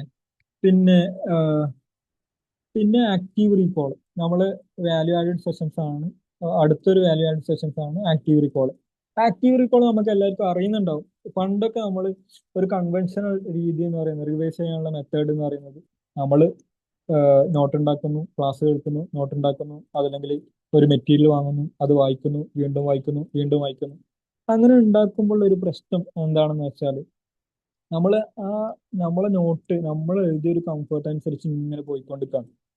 പെട്ടെന്ന് ക്വസ്റ്റ്യൻസ് തിരിച്ചോ മറിച്ചോ എങ്ങനെങ്കിലും ചോദിച്ചാൽ, ഏതെങ്കിലും രീതിയിൽ വേറൊരു രീതിയിൽ ക്വസ്റ്റ്യൻ ചോദിച്ചാൽ നമുക്ക് എന്താ പറയാ ക്രാക്ക് ചെയ്യാൻ പറ്റാത്തൊരു അവസ്ഥ ഉണ്ടാകാറുണ്ട്. അതിന് എന്താ പറയാ അതിന് ഏറ്റവും വേ ഫോർവേഡ് എന്ന് പറയുന്നത്, ഏറ്റവും ബെറ്റർ ആയിട്ടുള്ള വേ ഫോർവേഡ് എന്ന് പറയുന്നത് ആക്റ്റീവ് റീകോൾ ആണ്. ആക്റ്റീവ് റീകോൾ നടത്തുമ്പോൾ എന്താണ്, നമ്മള് നമ്മളെ റീകോൾ ചെയ്യാൻ പറ്റുന്നുണ്ടോ എന്നുള്ളത് ടെസ്റ്റ് ചെയ്യാണ്. എത്ര സാധനങ്ങൾ വായിച്ച, നമ്മൾ പഠിച്ച എത്ര ഇൻഫർമേഷൻ, നോളജ്, അല്ലെങ്കിൽ തിങ്കേഴ്സ്, തോട്ട്സ്, ക്ലാരിറ്റി വരുത്തേണ്ട കോൺസെപ്റ്റ്സ്, ഇതൊക്കെ നമുക്ക് എത്രത്തോളം നമ്മൾ റിമെമ്പർ ചെയ്യുന്നുണ്ട് എന്ന് ടെസ്റ്റ് ചെയ്യാനുള്ള മെത്തേഡാണ് ആക്റ്റീവ് റീകോൾ എന്ന് പറയുന്നത്. അപ്പോൾ നമ്മൾ ഇതിൽ എന്താ ചെയ്യുന്നുണ്ടെന്ന് വെച്ചാൽ കുറച്ച് മോഡൽ സെഷൻസ് ഉണ്ടാവും. അതിൽ നമ്മൾ ആക്റ്റീവ് റീകോൾ ഷീറ്റ് നിങ്ങൾക്ക് തരും. ഓക്കെ, ആക്റ്റീവ് റീകോൾ ഷീറ്റ് തന്നിട്ട് ആ സെഷനിൽ നമ്മൾ കുറച്ച് ക്വസ്റ്റ്യൻസ് ആണ് ഉണ്ടാവുക, വൈ ക്വസ്റ്റ്യൻസ് ഉണ്ടാവും. ഇപ്പോൾ കോൺസെപ്റ്റ്സ് ആണെങ്കിൽ വാട്ട് ക്വസ്റ്റ്യൻസ് ഉണ്ടാവും, വൈ ക്വസ്റ്റ്യൻസ് ഉണ്ടാവും, വെൻ എന്നുള്ള ക്വസ്റ്റ്യൻസ് ഉണ്ടാവും, വേർ എന്നുള്ള ക്വസ്റ്റ്യൻസ്, അങ്ങനെ കുറെ questions, fill in the blanks, അങ്ങനെയുള്ള ക്വസ്റ്റ്യൻസ് ഇങ്ങനെ നിങ്ങൾക്ക് കാണിച്ചു തരും. നിങ്ങൾ അതിൽ ആക്റ്റീവായിട്ട് റീകോൾ ചെയ്തുകൊണ്ടേയിരിക്കുക നിങ്ങൾ പഠിച്ച സാധനങ്ങൾ. ഇപ്പോൾ എക്സാമ്പിൾ പറയുകയാണെങ്കിൽ ഹൂ ഫൗണ്ടഡ് ലേസിയം എന്നുള്ള ക്വസ്റ്റ്യൻ ആയിരിക്കും. നിങ്ങൾ ഉത്തരം എഴുതുക, അടുത്തതിന് പോവുക, ഉത്തരം എഴുതുക. Aristotle chose dash B as better form of government. എന്താണ് ഡാഷ്, അവിടെ എന്ത് ഫോം ഓഫ് ഗവൺമെന്റ് ആണ്? അപ്പോൾ ബാക്കിയുള്ള ഫോം ഓഫ് ഗവൺമെന്റിനെ അരിസ്റ്റോട്ടിൽ എന്തായിട്ടാണ് കണ്ടത്, എങ്ങനെയാണ് കണ്ടത് എന്നുള്ള സാധനങ്ങളൊക്കെ നിങ്ങൾ റീകോൾ ചെയ്യണം. അതാണ് ആക്റ്റീവ് റീകോൾ സെഷൻസ് എന്ന് പറയുന്നത്. ഓക്കെ, ഈ സാധനങ്ങളൊക്കെ പോളിഗ്രാഡ് മാത്രമാണ് നിലവിൽ നെറ്റ് JRF എക്സാമുകളിൽ, CUT PG എക്സാമുകളിൽ, പൊളിറ്റിക്കൽ സയൻസ് എക്സാമുകളിലൊക്കെ കൊടുത്തുകൊണ്ടിരിക്കുന്നത്. സോ നിങ്ങൾക്ക് വേണമെങ്കിൽ ഈ JRF മിഷൻ എന്ന് പറയുന്ന കോഴ്സിലേക്ക് ഇപ്പോഴും ജോയിൻ ചെയ്യാൻ 20% ഏർലി ബേർഡ് ഓഫർ എക്സിസ്റ്റ് ചെയ്യുന്നുണ്ട്. 1 ഓഗസ്റ്റിന് മുമ്പായിട്ട് നിങ്ങൾ ജോയിൻ ചെയ്യുക ആവശ്യമുള്ളവർ. പിന്നെന്താ, ഓഗസ്റ്റ് 3, ഓഗസ്റ്റ് ഫസ്റ്റ് വീക്കിൽ തന്നെ നമ്മൾ ക്ലാസ് തുടങ്ങുന്നുണ്ട്. ഓഗസ്റ്റ് ഫസ്റ്റ് അല്ലെങ്കിൽ ഓഗസ്റ്റ് 3-നായിട്ട് മിഷൻ JRF ക്ലാസ് തുടങ്ങും. 160 ഡേയ്സ് അല്ലെങ്കിൽ 150 ഡേയ്സ് നീളുന്ന ടൈം മാത്രമേ നമുക്ക് ഇനിയുള്ളൂ. ഭയങ്കര ഇമ്പോർട്ടൻ്റ് ആയിട്ടുള്ള ടൈമാണ് JRF ആസ്പിറൻസിനെ സംബന്ധിച്ചിടത്തോളം. പറ്റുകയാണെങ്കിൽ പെട്ടെന്ന് ജോയിൻ ചെയ്ത് പെട്ടെന്ന് പഠിക്കാൻ തുടങ്ങുകയാണെങ്കിൽ വളരെ സിമ്പിളായിട്ട് എല്ലാ സെഷൻസും ഫോളോ ചെയ്ത് അത് മാത്രം, ഈ എക്കോസിസ്റ്റം മാത്രം ഫോളോ ചെയ്യുകയാണെങ്കിൽ തന്നെ ഉറപ്പായിട്ടും നിങ്ങൾക്ക് JRF പോസിബിൾ ആണ് എന്നുള്ളതാണ് പറയാനുള്ളത്. പിന്നെ നിങ്ങളിപ്പം ഇതിന് ജോയിൻ ചെയ്യുന്നില്ല എന്നില്ലെങ്കിൽ പോലും പോളിഗ്രാഡ് നിങ്ങളെ ഹെൽപ്പ് ചെയ്യാൻ എപ്പോഴും സന്നദ്ധമാണ്. ഫ്രീ ഡെയിലി ടെസ്റ്റ്സ് ഉണ്ടാവും, ഫ്രീ മെന്റർഷിപ്പ് സെഷൻസ് ഉണ്ടാവും, ഫ്രീ മെറ്റീരിയൽസ് നമ്മളെ ഗൈഡൻസ് ഗ്രൂപ്പുകളിൽ നമ്മൾ ഷെയർ ചെയ്യുന്നുണ്ടാവും. ഫ്രീ മെന്റർഷിപ്പ് സെഷൻസ് നിങ്ങൾക്ക് ഏത് സമയത്തും നിങ്ങൾക്ക് വേണ്ട സമയത്ത് നമ്മളോട് പറയാം. നമ്മൾ എപ്പോഴും നിങ്ങളെ സഹായിക്കാൻ, ഹെൽപ്പ് ചെയ്യാൻ, മെന്ററിങ് ചെയ്യാൻ നിങ്ങൾക്ക് വേണ്ടിയിട്ട് ഉണ്ടാവും. ഓക്കെ, അപ്പോൾ ഇതാണ് പോളിഗ്രാഡിന്റെ മിഷൻ JRF കോഴ്സിനെ പറ്റി പറയാനുള്ളത്. ഓക്കെ, ഏതും വിട്ടുപോയിട്ടുള്ളതെന്ന് വിചാരിക്കുന്നു. ലോജിക് ലാബ് എന്നൊക്കെ എന്താണെന്ന് മനസ്സിലായിട്ടുണ്ടാവും. മെന്റർഷിപ്പ്, എന്തിനാണ് മെന്റർഷിപ്പ് ഈ ജേർണിയിൽ ഇമ്പോർട്ടൻസ് എന്നുള്ളത് നിങ്ങൾക്ക് അറിയുണ്ടാവും. നിങ്ങൾ മുൻപ് ആരെങ്കിലും പഠിച്ചവരുണ്ടെങ്കിൽ സാദിഖ് സാറിനെ അറിയുന്നുണ്ടാവും, മറ്റ് മെന്റേഴ്സിനെ അറിയുന്നുണ്ടാവും. എങ്ങനെയാണ് നിങ്ങൾക്ക് തന്നെ എത്രത്തോളം യൂട്ടിലിറ്റി ഉണ്ടായിട്ടുണ്ട്, എത്രത്തോളം ഉപകാരപ്പെട്ടിട്ടുണ്ട് എന്നുള്ളത് മനസ്സിലാവും. അതിനേക്കാൾ ഉഷാറായിട്ടായിരിക്കും നമ്മൾ ഇപ്രാവശ്യം നിങ്ങളെ പുഷ് ചെയ്തുകൊണ്ടിരിക്കുന്നത്. കാരണം നമുക്കും നിങ്ങളുടെ JRF വളരെ പ്രധാനമാണ്. നെറ്റ് എന്നുള്ളതിനപ്പുറത്തേക്ക് JRF തന്നെയാണ് പ്രധാനം. അങ്ങനെ തന്നെയാണ് ഈ കോഴ്സ് ഇപ്രാവശ്യം ഡിസൈൻ ചെയ്തിട്ടുള്ളത്. ഓക്കെ, പിന്നെ സ്വാഭാവികമായിട്ടും എല്ലാവർക്കും ഉള്ള ഒരു സംശയമായിരിക്കും, how to prepare and crack JRF in first attempt അല്ലെങ്കിൽ ഓർ എനി അതർ അറ്റംപ്റ്റ്. നമ്മൾ ബേസിക്കലി JRFന് അതല്ലെങ്കിൽ ഏത് കോമ്പറ്റേറ്റീവ് എക്സാമിനാണെങ്കിലും അതിന്റെ ഏറ്റവും വലിയ ബേസ് എന്ന് പറയുന്നത് സിലബസ് ആണ്. സിലബസിലൂടെ നമുക്ക് എന്താണ് പഠിക്കേണ്ടത്, എങ്ങനെയാണ് പഠിക്കേണ്ടത്, എത്രത്തോളം പഠിക്കണം എന്ന് നമുക്ക് മനസ്സിലാവും. നിങ്ങൾ സിലബസ് ഇതുവരെ കണ്ടിട്ടില്ലെങ്കിൽ, കാണാത്ത ഒരാളാണെങ്കിൽ സിലബസ് നിർബന്ധമായിട്ടും ഡൗൺലോഡ് ചെയ്ത് നല്ലോണം തറവായിട്ട് അതിൽ നോക്കുക. എന്നിട്ട് ഓരോ ടോപ്പിക്സ് കവർ ചെയ്യുക. നിങ്ങൾ സെൽഫ് സ്റ്റഡി ആണ് നടത്തുന്നതെങ്കിൽ, അതല്ല നിങ്ങൾ ഒരു ഇൻസ്റ്റിറ്റ്യൂട്ടിൽ, പോളിഗ്രാഡ് പോലെയുള്ള ഇൻസ്റ്റിറ്റ്യൂട്ടിൽ പോളിഗ്രാഡിൽ ജോയിൻ ചെയ്യുകയാണെങ്കിൽ ആ ടൈം ആ ഷെഡ്യൂൾ പൂർണ്ണമായിട്ട് ഫോളോ ചെയ്യുക. സോ ഇപ്പം പോളിഗ്രാഡിൽ ജോയിൻ ചെയ്യുകയാണെങ്കിൽ ഇങ്ങനെയുള്ള വാല്യൂ ആഡഡ് സെഷൻസും വാല്യൂ ആഡഡ് മെറ്റീരിയൽസ് ഒക്കെ നിങ്ങൾക്ക് ലഭ്യമാകും. സോ JRF ക്രാക്ക് ചെയ്യുക എന്നുള്ളത് ഭയങ്കര ഈസി ആയിട്ടുള്ള ജോബായി മാറും. സിലബസ് അപ്പം ഭയങ്കര ഇമ്പോർട്ടൻ്റ് ആണ്. സിലബസ് ഫോക്കസ് ചെയ്ത് പഠിച്ചാൽ നമുക്ക് എന്തൊക്കെ മെറ്റീരിയൽസ് ഒഴിവാക്കണം എന്ന് മനസ്സിലാവും, ഏതൊക്കെ മെറ്റീരിയലാണ് വേണ്ടത് എന്നുള്ളത് മനസ്സിലാവും. ഓക്കെ, അടുത്തത് ഒരു എന്താ പറയാ, ഇമ്പോർട്ടൻ്റ് ആയിട്ടുള്ള ഒരു ടൂള് അല്ലെങ്കിൽ ഒരു പില്ലർ എന്ന് പറയുന്നത് PYQs ആണ്. നമ്മൾ ഏത് ആസ്പിരന്റ് ആണെങ്കിലും, നിങ്ങൾ കോച്ചിങ്ങിൽ ജോയിൻ ചെയ്താലും ഏത് കോച്ചിങ്ങിൽ ജോയിൻ ചെയ്താലും ചെയ്തിട്ടില്ലെങ്കിലും നിർബന്ധമായിട്ടും നമ്മൾ ചെയ്യേണ്ട ഒരു കാര്യമാണ് PYQ അനാലിസ് ചെയ്യുക എന്നുള്ളത്. PYQ നമ്മൾ ക്വസ്റ്റ്യൻ എടുക്കണം, പ്ലസ് അനലൈസ് ചെയ്യണം. പാറ്റേൺ അനലൈസ് ചെയ്താൽ തന്നെ കുറെ കാര്യങ്ങൾ നമുക്ക് മനസ്സിലാവും. എങ്ങനെയാണ് യു ജി സി നെറ്റിന്റെ പാറ്റേൺ, എങ്ങനെയൊക്കെ ചോദിച്ചാൽ തെറ്റിക്കാം, ഏതൊക്കെ ഓപ്ഷൻസ് ആകും തെറ്റാൻ ചാൻസ് ഉള്ളത് എന്നുള്ളതൊക്കെ ചില ക്വസ്റ്റ്യൻസിലെങ്കിലും നമുക്ക് പെട്ടെന്ന് ഇതുവഴി ക്രാക്ക് ചെയ്യാൻ പറ്റും. അതുകൊണ്ട് തന്നെ നമ്മൾ അറ്റ്ലീസ്റ്റ് 10 സൈക്കിൾസ്, ലാസ്റ്റ് 10 സൈക്കിൾസിലെ അഥവാ 5 ഇയേഴ്സിലെ പേപ്പർ, അറ്റ്ലീസ്റ്റ് 5 ഇയേഴ്സിലെ പേപ്പർ എങ്കിലും നമ്മൾ എന്ത് ചെയ്യുക, അനലൈസ് ചെയ്യുക. നമ്മൾ എന്തായാലും പോളിഗ്രാഡിൽ ജോയിൻ ചെയ്യുന്നവർക്ക് അങ്ങനെയുള്ള സെഷൻസ് അല്ലെങ്കിൽ PYQ തന്നെ ടെസ്റ്റുകൾ ഉണ്ടാകും, നേരത്തെ പറഞ്ഞ പോലെ തന്നെ. സോ എന്തായാലും നിങ്ങൾ എന്ത് ചെയ്യുക, JRF ക്രാക്ക് ചെയ്യാൻ ആഗ്രഹിക്കുന്ന ഒരാളാണെന്നെങ്കിൽ PYQ മസ്റ്റ്, ഒരിക്കലും അത് വിട്ടു പോകരുത് എന്നാണ് പറയാനുള്ളത്. ഓക്കെ, അടുത്തത് ടെസ്റ്റ് സീരീസ്. ഈ PYQs നോക്കി, PYQs ഭയങ്കര റിപ്പീറ്റിംഗ് ആണ്. കുറെ ടീംസ് ഇപ്പൊ പ്ലാറ്റോന്ന് ഈ പ്രാവശ്യം ചോദിച്ചാൽ, ഇപ്പൊ ഏതെങ്കിലും ഒരു ചോദ്യം ഉണ്ടെങ്കിൽ അത് വേണമെങ്കിൽ റിപ്പീറ്റ് ആയിട്ട് വേറെ രൂപത്തിൽ ചോദിക്കാം, അല്ലെങ്കിൽ അതേ തീമിൽ നിന്ന് ചോദിക്കാം. ഇപ്പൊ പ്ലാറ്റോന്റെ ഉദാഹരണം പറയുകയാണെങ്കിൽ പ്ലാറ്റോന്റെ ഫിലോസഫർ കിങ്ങിനെ പറ്റി ചോദിക്കുകയാണ്. ഫിലോസഫർ കിങ്ങിന്റെ ഏജ് എത്രയാണ് പ്ലാറ്റോ പറഞ്ഞിട്ടുള്ളത് എന്ന് ചോദിക്കുകയാണെങ്കിൽ ഇപ്രാവശ്യം അതായിരിക്കും ചോദിക്കുന്നത്. പക്ഷെ അടുത്ത പ്രാവശ്യം ചോദിക്കുന്നത് പ്ലാറ്റോ ഫിലോസഫർ കിങ് ആവുന്നതിന് മുമ്പ് പറയുന്ന സ്റ്റേജ് ഏതാണെന്നുള്ളതായിരിക്കും. അപ്പോൾ PYQ ഇസ് വെരി ഇമ്പോർട്ടൻറ്റ്. അതിങ്ങനെ റിപ്പീറ്റഡ് ആയിട്ടും വരാം, വേർഡ് ടു വേർഡ് തന്നെ വരണമെന്നില്ല, അങ്ങനെയും വരാം. ബട്ട് അങ്ങനെ തന്നെ വരണമെന്നില്ല.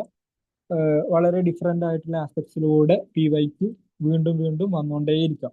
വീണ്ടും വീണ്ടും വരുന്ന ഒരു എക്സാമാണ് നെറ്റ് എക്സാം. PYQs ഇങ്ങനെ ഭയങ്കര റിപ്പീറ്റഡ് ആയിട്ടുള്ള വരുന്ന ഒരു എക്സാമാണ് നെറ്റ് എക്സാം. കാരണം എന്താ വെച്ചാൽ നമുക്ക് കംപ്ലീറ്റ് ആയിട്ടുള്ള സിലബസ് നമ്മളെ കയ്യിലുണ്ട്. സോ ആ ടീമിൽ നിന്ന് മാത്രമാണ് ചോദിക്കാൻ പറ്റുള്ളൂ, ആ യൂണിറ്റ്സിന് മാത്രമാണ് ചോദിക്കാൻ പറ്റുള്ളൂ. സോ അതിൽ നിന്ന് തന്നെ സ്റ്റിക്ക് ചെയ്ത് ചോദിക്കുമ്പോൾ സ്വാഭാവികമായിട്ടും PYQs റിപ്പീറ്റഡ് ആയിക്കൊണ്ടേയിരിക്കും. ഓക്കെ, സോ PYQs ഭയങ്കര തറവായിട്ട് അനലൈസ് ചെയ്യുക, ടെസ്റ്റ് എടുത്തുകൊണ്ടേയിരിക്കുക. ഇതൊക്കെയാണ് മസ്റ്റായിട്ട് ചെയ്യേണ്ടത്. അടുത്ത ടെസ്റ്റ് സീരീസ് എന്ന് പറയുമ്പോൾ കുറെ കാര്യങ്ങൾ ചെക്ക് ചെയ്യും. ഒന്ന്, നമ്മൾ പഠിച്ച കാര്യങ്ങൾ ചെക്ക് ചെയ്യും. ഓക്കെ, നമ്മൾ പഠിച്ച കാര്യങ്ങൾ ടെസ്റ്റ് സീരീസിലൂടെ ചെക്ക് ചെയ്യപ്പെടും. പല ടോപ്പിക് ടെസ്റ്റും ഡെയിലി ടെസ്റ്റും ഒക്കെ വരുമ്പോൾ നമ്മൾ പഠിച്ച കാര്യങ്ങൾ തന്നെ ഇങ്ങനെ ടെസ്റ്റ് ചെയ്യും. വേറെ ഒന്നെന്ന് പറയുന്നത്, നമ്മൾ പഠിച്ച ക്ലാസ്സിൽ കവർ ചെയ്ത പക്ഷെ നമുക്ക് കൃത്യമായിട്ട് മനസ്സിലാക്കാൻ പറ്റാത്ത, അതല്ലെങ്കിൽ ഏതെങ്കിലും ഒരു രൂപത്തിൽ എന്താ പറയാ കൃത്യമായിട്ട് ഭയങ്കര ഡീപ്പായിട്ട് പോകാത്ത ടോപ്പിക്സ് ഉണ്ടെങ്കിൽ അതൊക്കെ ടെസ്റ്റ് സീരീസിലൂടെ പരിഹരിക്കപ്പെടും. ഓക്കെ, ടെസ്റ്റ് സീരീസ് സ്വാഭാവികമായിട്ട് നമ്മളൊരു ടോപ്പിക്കിൽ ഇങ്ങനെ കുറെ ക്വസ്റ്റ്യൻസ് കാണുകയാണ്. നമ്മൾ ഇപ്പോൾ പ്ലാറ്റോന്റെ തിയറി ഓഫ് ഐഡിയാസ് അല്ലെങ്കിൽ മാർക്സിന്റെ ബുക്സ്, അതല്ലെങ്കിൽ സോഷ്യലിസം മാർക്സിസമുള്ള ഡിഫറൻസ് നമ്മൾ പെട്ടെന്ന് ആദ്യം കേൾക്കുമ്പോൾ വായിക്കുമ്പോൾ നമുക്ക് ജസ്റ്റ് കുറെ ഡൗട്ട് ഇനിയും വരാം. ഇപ്പൊ ഡിഫറൻസ് ബിറ്റ്വീൻ സോഷ്യലിസം മാർക്സിസ്റ്റ് ഒക്കെ പറയുകയാണെങ്കിൽ അതിലെന്താണ് ഡിഫറൻസ് എന്നുള്ളൊരു ചോദ്യം, കമ്മ്യൂണിസം എന്താണെന്നുള്ള ഒരു സാധനം, അതിന്റെ ഡിഫറൻസ് പെട്ടെന്ന് നമുക്ക് മനസ്സിലാക്കാൻ പറ്റില്ല ആദ്യം ഒന്ന് ക്ലാസ് കേൾക്കുകയാണെങ്കിൽ അല്ലെങ്കിൽ വായിക്കുകയാണെങ്കിൽ. ടെസ്റ്റ് സീരീസിലൂടെ ഇത് ഭയങ്കരമായിട്ട് ഇമ്പ്രൂവ് ആവും. കറക്റ്റ് നമുക്ക് ഡിഫറൻഷിയേറ്റ് ചെയ്യാൻ പറ്റും. തിയറീസിനെ പറ്റിയിട്ട്, തിങ്കേഴ്സിനെ പറ്റിയിട്ട്, അവിടെ വർക്ക്സിനെ പറ്റിയിട്ടൊക്കെ നമുക്ക് എന്താക്കാൻ പറ്റും, ഡിഫറൻഷിയേറ്റ് ചെയ്യാൻ പറ്റും. അതൊരു നമ്മളെ മസിൽ മെമ്മറീനെ ഉണ്ടാക്കുകയും എന്താ പറയാ ഈ എക്സാം ക്രാക്ക് ചെയ്യാനുള്ള സാധനമായിട്ട് ഒരു മസിൽ മെമ്മറി ബിൽഡ് ചെയ്യുകയും ചെയ്യും. ഓക്കെ, അതാണ് ടെസ്റ്റ് സീരീസിനെ പറ്റി പറയാനുള്ളത്. ഇപ്പൊ നമ്മൾ ടെസ്റ്റ് സീരീസ് എടുക്കുമ്പോൾ സ്വാഭാവികമായിട്ട് നമ്മൾ ഇടയ്ക്കൊക്കെ മടി തോന്നാം, മനുഷ്യന്മാരാണ്, സ്വാഭാവികമാണ്. പക്ഷെ ടെസ്റ്റ് സീരീസ് എടുക്കുമ്പോൾ നമ്മൾ ടെസ്റ്റ് എടുത്തതിന് ശേഷം എന്തായാലും ചെയ്യേണ്ട ഒരു സാധനമാണ് അനലൈസ് ചെയ്യുക, അതിന്റെ എക്സ്പ്ലനേഷൻ കറക്റ്റ് വായിക്കുക എന്നുള്ളത്. സാധാരണയായിട്ട് ചിലരെങ്കിലും എന്താ പറയാ ടെസ്റ്റ് അറ്റംപ്റ്റ് കൊടുക്കും, ബട്ട് എന്ത് ചെയ്യൂല, കറക്റ്റ് അനലൈസ് ചെയ്യൂല, അതല്ലെങ്കിൽ എക്സ്പ്ലനേഷൻ വായിച്ചു നോക്കൂല. അങ്ങനത്തെ പ്രശ്നങ്ങൾ ഉണ്ടാകാറുണ്ട്. അങ്ങനത്തെ പ്രശ്നങ്ങൾ വന്നാൽ സംഭവിക്കാനുള്ള അടുത്ത പ്രശ്നം എന്താ വെച്ചാൽ നമുക്ക് ക്ലാരിറ്റി കുറവായിരിക്കും. വെറും നമ്മൾ മാർക്കിന് വേണ്ടിയിട്ട് മാത്രമാണ് ടെസ്റ്റ് എടുക്കുന്നതെങ്കിൽ, അല്ലെങ്കിൽ ജസ്റ്റ് ഒന്ന് ടെസ്റ്റ് എടുത്ത് എന്ന് പറയാൻ വേണ്ടി മാത്രമാണ് ടെസ്റ്റ് എടുക്കുന്നതെങ്കിൽ അതെന്തായാലും അങ്ങനെ ഒരു ടെസ്റ്റ് നമുക്ക് ഹെൽപ്ഫുൾ ആയിരിക്കില്ല. നമ്മൾ ടെസ്റ്റ് എടുക്കുമ്പോൾ തന്നെ നമ്മൾക്ക് തെറ്റുന്ന ക്വസ്റ്റ്യൻസിന്റെ ഏരിയ, ടോപ്പിക്കുകൾ ഏതാണെന്ന് മനസ്സിലാക്കാം, ഏത് തരത്തിലുള്ള ക്വസ്റ്റ്യൻസ് ആണ് തെറ്റുന്നതെന്ന് മനസ്സിലാക്കുക. ചിലപ്പോൾ ചിലർക്ക് ഭയങ്കര തെറ്റുന്ന ക്വസ്റ്റ്യൻസ് എന്ന് പറയുന്നത് മാച്ചിൽ ഫോളോയിങ് ആയിരിക്കും. ചിലപ്പം ചിലർക്ക് എന്താ പറയാ കുറെ ഡിഫറെന്റ് സ്റ്റേറ്റ്മെന്റ്സ് ഉള്ള ചോദ്യമായിരിക്കും തെറ്റുന്നത്. അങ്ങനെയൊക്കെ സംഭവിക്കാം. അപ്പൊ നമ്മൾ എന്താണ് പ്രശ്നം എന്നുള്ളത് മനസ്സിലാക്കിയിട്ട് ടെസ്റ്റ് സീരീസിലൂടെ മനസ്സിലാവും അത് എവിടെയാണ് തെറ്റുന്നത്, ഏത് യൂണിറ്റ് ആണ് കുറച്ചും കൂടി ഫോക്കസ് ചെയ്യേണ്ടതെന്നുള്ളത്. അപ്പോൾ അതിന് വേണ്ടിയിട്ടുള്ള ഒരു മരുന്നാണ് ടെസ്റ്റ് സീരീസ്. അത് നമ്മൾ കറക്റ്റ് അനലൈസ് ചെയ്ത് എക്സ്പ്ലനേഷൻ വായിച്ച് വേണമെങ്കിൽ നിങ്ങളെ നോട്ടിൽ പുതിയതായിട്ട് എന്തെങ്കിലും ആഡ് ചെയ്യുന്നുണ്ടെങ്കിൽ നേരത്തെ പറഞ്ഞ പോലെ തന്നെ ഏതെങ്കിലും പാർട്ട് മിസ് ആയിട്ടുണ്ടെങ്കിൽ ഏതെങ്കിലും ഏരിയക്ക് കൺസെപ്ച്വൽ ക്ലാരിറ്റി ആവശ്യം ഉണ്ട് എന്ന് നിങ്ങൾക്ക് തോന്നുന്നുണ്ടെങ്കിൽ നിങ്ങളെ നോട്ടിലേക്ക് ആഡ് ചെയ്യാം. ഓക്കെ, ഇത്രയാണ് ഒരു ബേസിക് ആയിട്ട് ക്രാക്ക് JRF നെറ്റ് ചെയ്യാൻ അഥവാ നെറ്റ് JRF ക്രാക്ക് ചെയ്യാനുള്ള സാധനം. ഇപ്പൊ പറയാനുള്ളത് പിന്നെ പറയാനുള്ളത് ഇനി നമുക്ക് 135 to 150 days ആണ് നെറ്റ് JRF-നുള്ളത് അടുത്ത ഡിസംബർ സൈക്കിളിലുള്ളത്. അപ്പം അത് വളരെ സ്ട്രാറ്റജിക് ആയിട്ട് യൂട്ടിലൈസ് ചെയ്യണം. എങ്ങനെ സ്ട്രാറ്റജിക് ആയിട്ട് യൂട്ടിലൈസ് ചെയ്യാം? നിങ്ങൾ മിക്കവാറും കുറെ സ്റ്റുഡൻസ് ഒക്കെ കോളേജ് ഗോയിങ് ആയിരിക്കും, യൂണിവേഴ്സിറ്റി ഗോയിങ് ആയിരിക്കും. അപ്പം കുറെ ടൈം ഉണ്ടാവില്ല. എന്നാലും ടൈം ഉണ്ടാവും. എന്തായാലും 9 to 5 വരെ ക്ലാസ്സുള്ള ദിവസങ്ങൾ വളരെ കുറവായിരിക്കും യൂണിവേഴ്സിറ്റികളിൽ.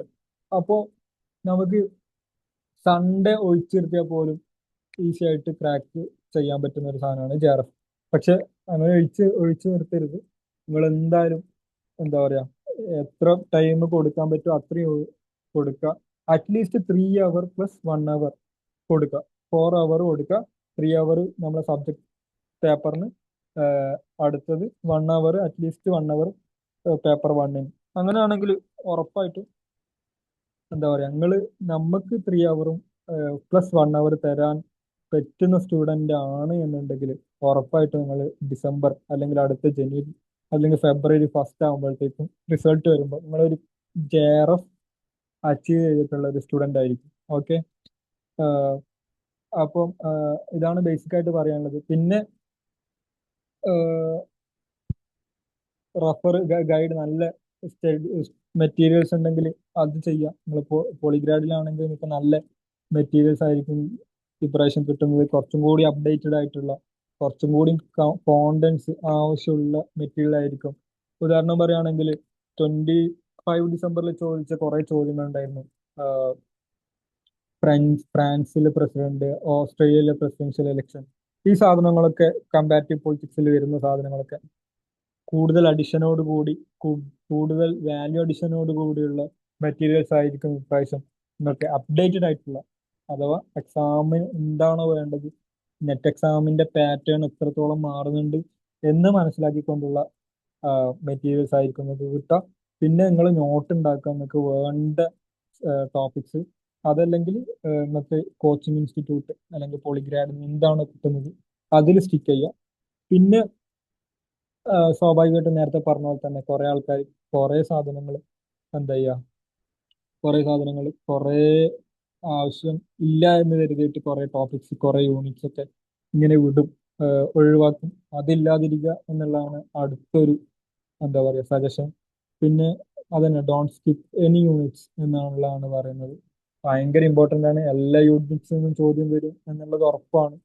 പിന്നെ നമ്മളത് PYQ നോക്കിയാൽ കറക്റ്റ് ആയിട്ട് മനസ്സിലാകും ഏതൊക്കെ യൂണിറ്റ്സിൽ നിന്നാണ് ചോദ്യം വരുന്നത് എന്നുള്ളത്, ഏതൊക്കെ യൂണിറ്റ്സിൽ നിന്നാണ് ചോദ്യം ചോദിക്കാതെ ഉള്ളതെന്നും മനസ്സിലാകും. അപ്പൊ നമുക്ക് സ്വാഭാവികമായിട്ട് മനസ്സിലാവും ഏത് യൂണിറ്റിൽ നിന്നും ചോദ്യം ചോദിക്കാറില്ല, ചോദ്യം ചോദിക്കാറില്ല എന്നല്ല, അങ്ങനെ ഒരു സ്കിപ്പ് ചെയ്യുന്ന യൂണിറ്റ് ഇല്ല എന്ന് മനസ്സിലാവും ക്വസ്റ്റ്യൻസ്. ഓക്കെ, സോ നമ്മളും അങ്ങനെ തന്നെ പരമാവധി തയ്യാറെടുക്കാം. പരമാവധി നമുക്ക് പറ്റുന്നത് എന്താണോ അത് ചെയ്യാം. അതിന് എന്താണ് അതിന് പുഷ് ചെയ്യാൻ പോളിഗ്രാഡ് നിങ്ങൾക്കൊപ്പം എപ്പോഴും ഉണ്ടാകും. ഇത്രയാണ് പറയാനുള്ളത്. പിന്നെ കുറച്ച് ഡൗട്ട്സ് ചോദിച്ചിട്ടുണ്ടായിരുന്നു. ഏകദേശം ഡൗട്ട്സ് ഒക്കെ ഇതിൽ നിന്ന് തന്നെ കഴിഞ്ഞെന്ന് വിചാരിക്കുന്നു. ഇനി എന്തെങ്കിലും ഡൗട്ട്സ് ഉണ്ടെങ്കിൽ നിങ്ങൾക്ക് ചോദിക്കാം.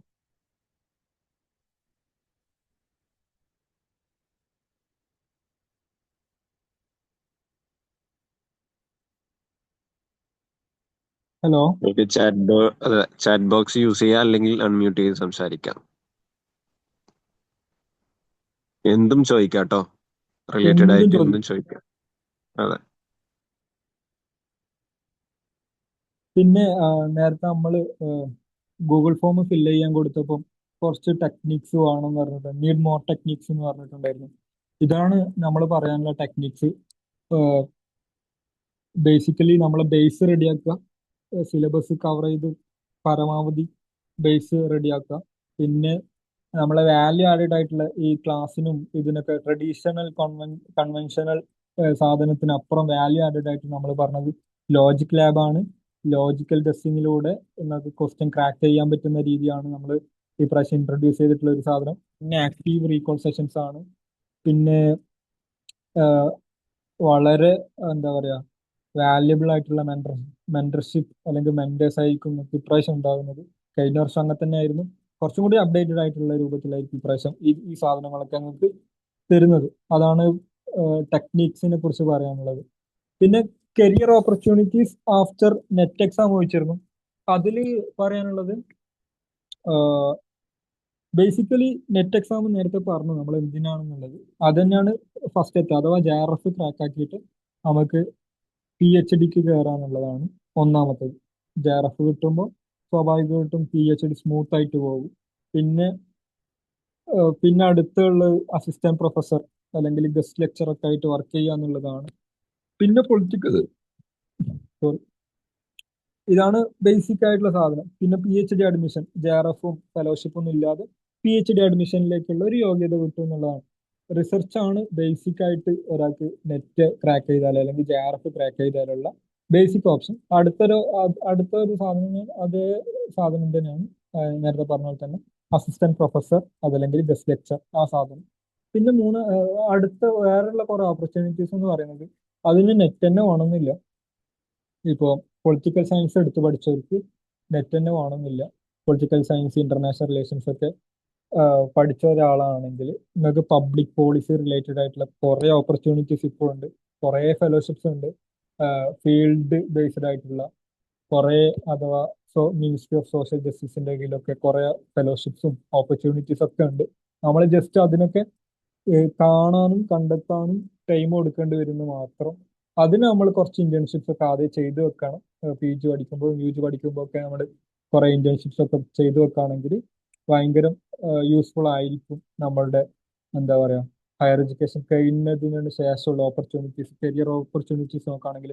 പിന്നെ പൊളിറ്റിക്കൽ സയൻസ് IR പഠിച്ചവർക്ക് ചെയ്യാൻ പറ്റുന്ന ഭയങ്കര ഗ്രോയിങ് ആയിട്ടുള്ള ഒരു സാധനം, ഒരു ഫീൽഡാണ് പൊളിറ്റിക്കൽ കൺസൾട്ടൻസി സ്ട്രാറ്റജി ഗ്രൂപ്പ് എന്ന് പറയുന്നത്.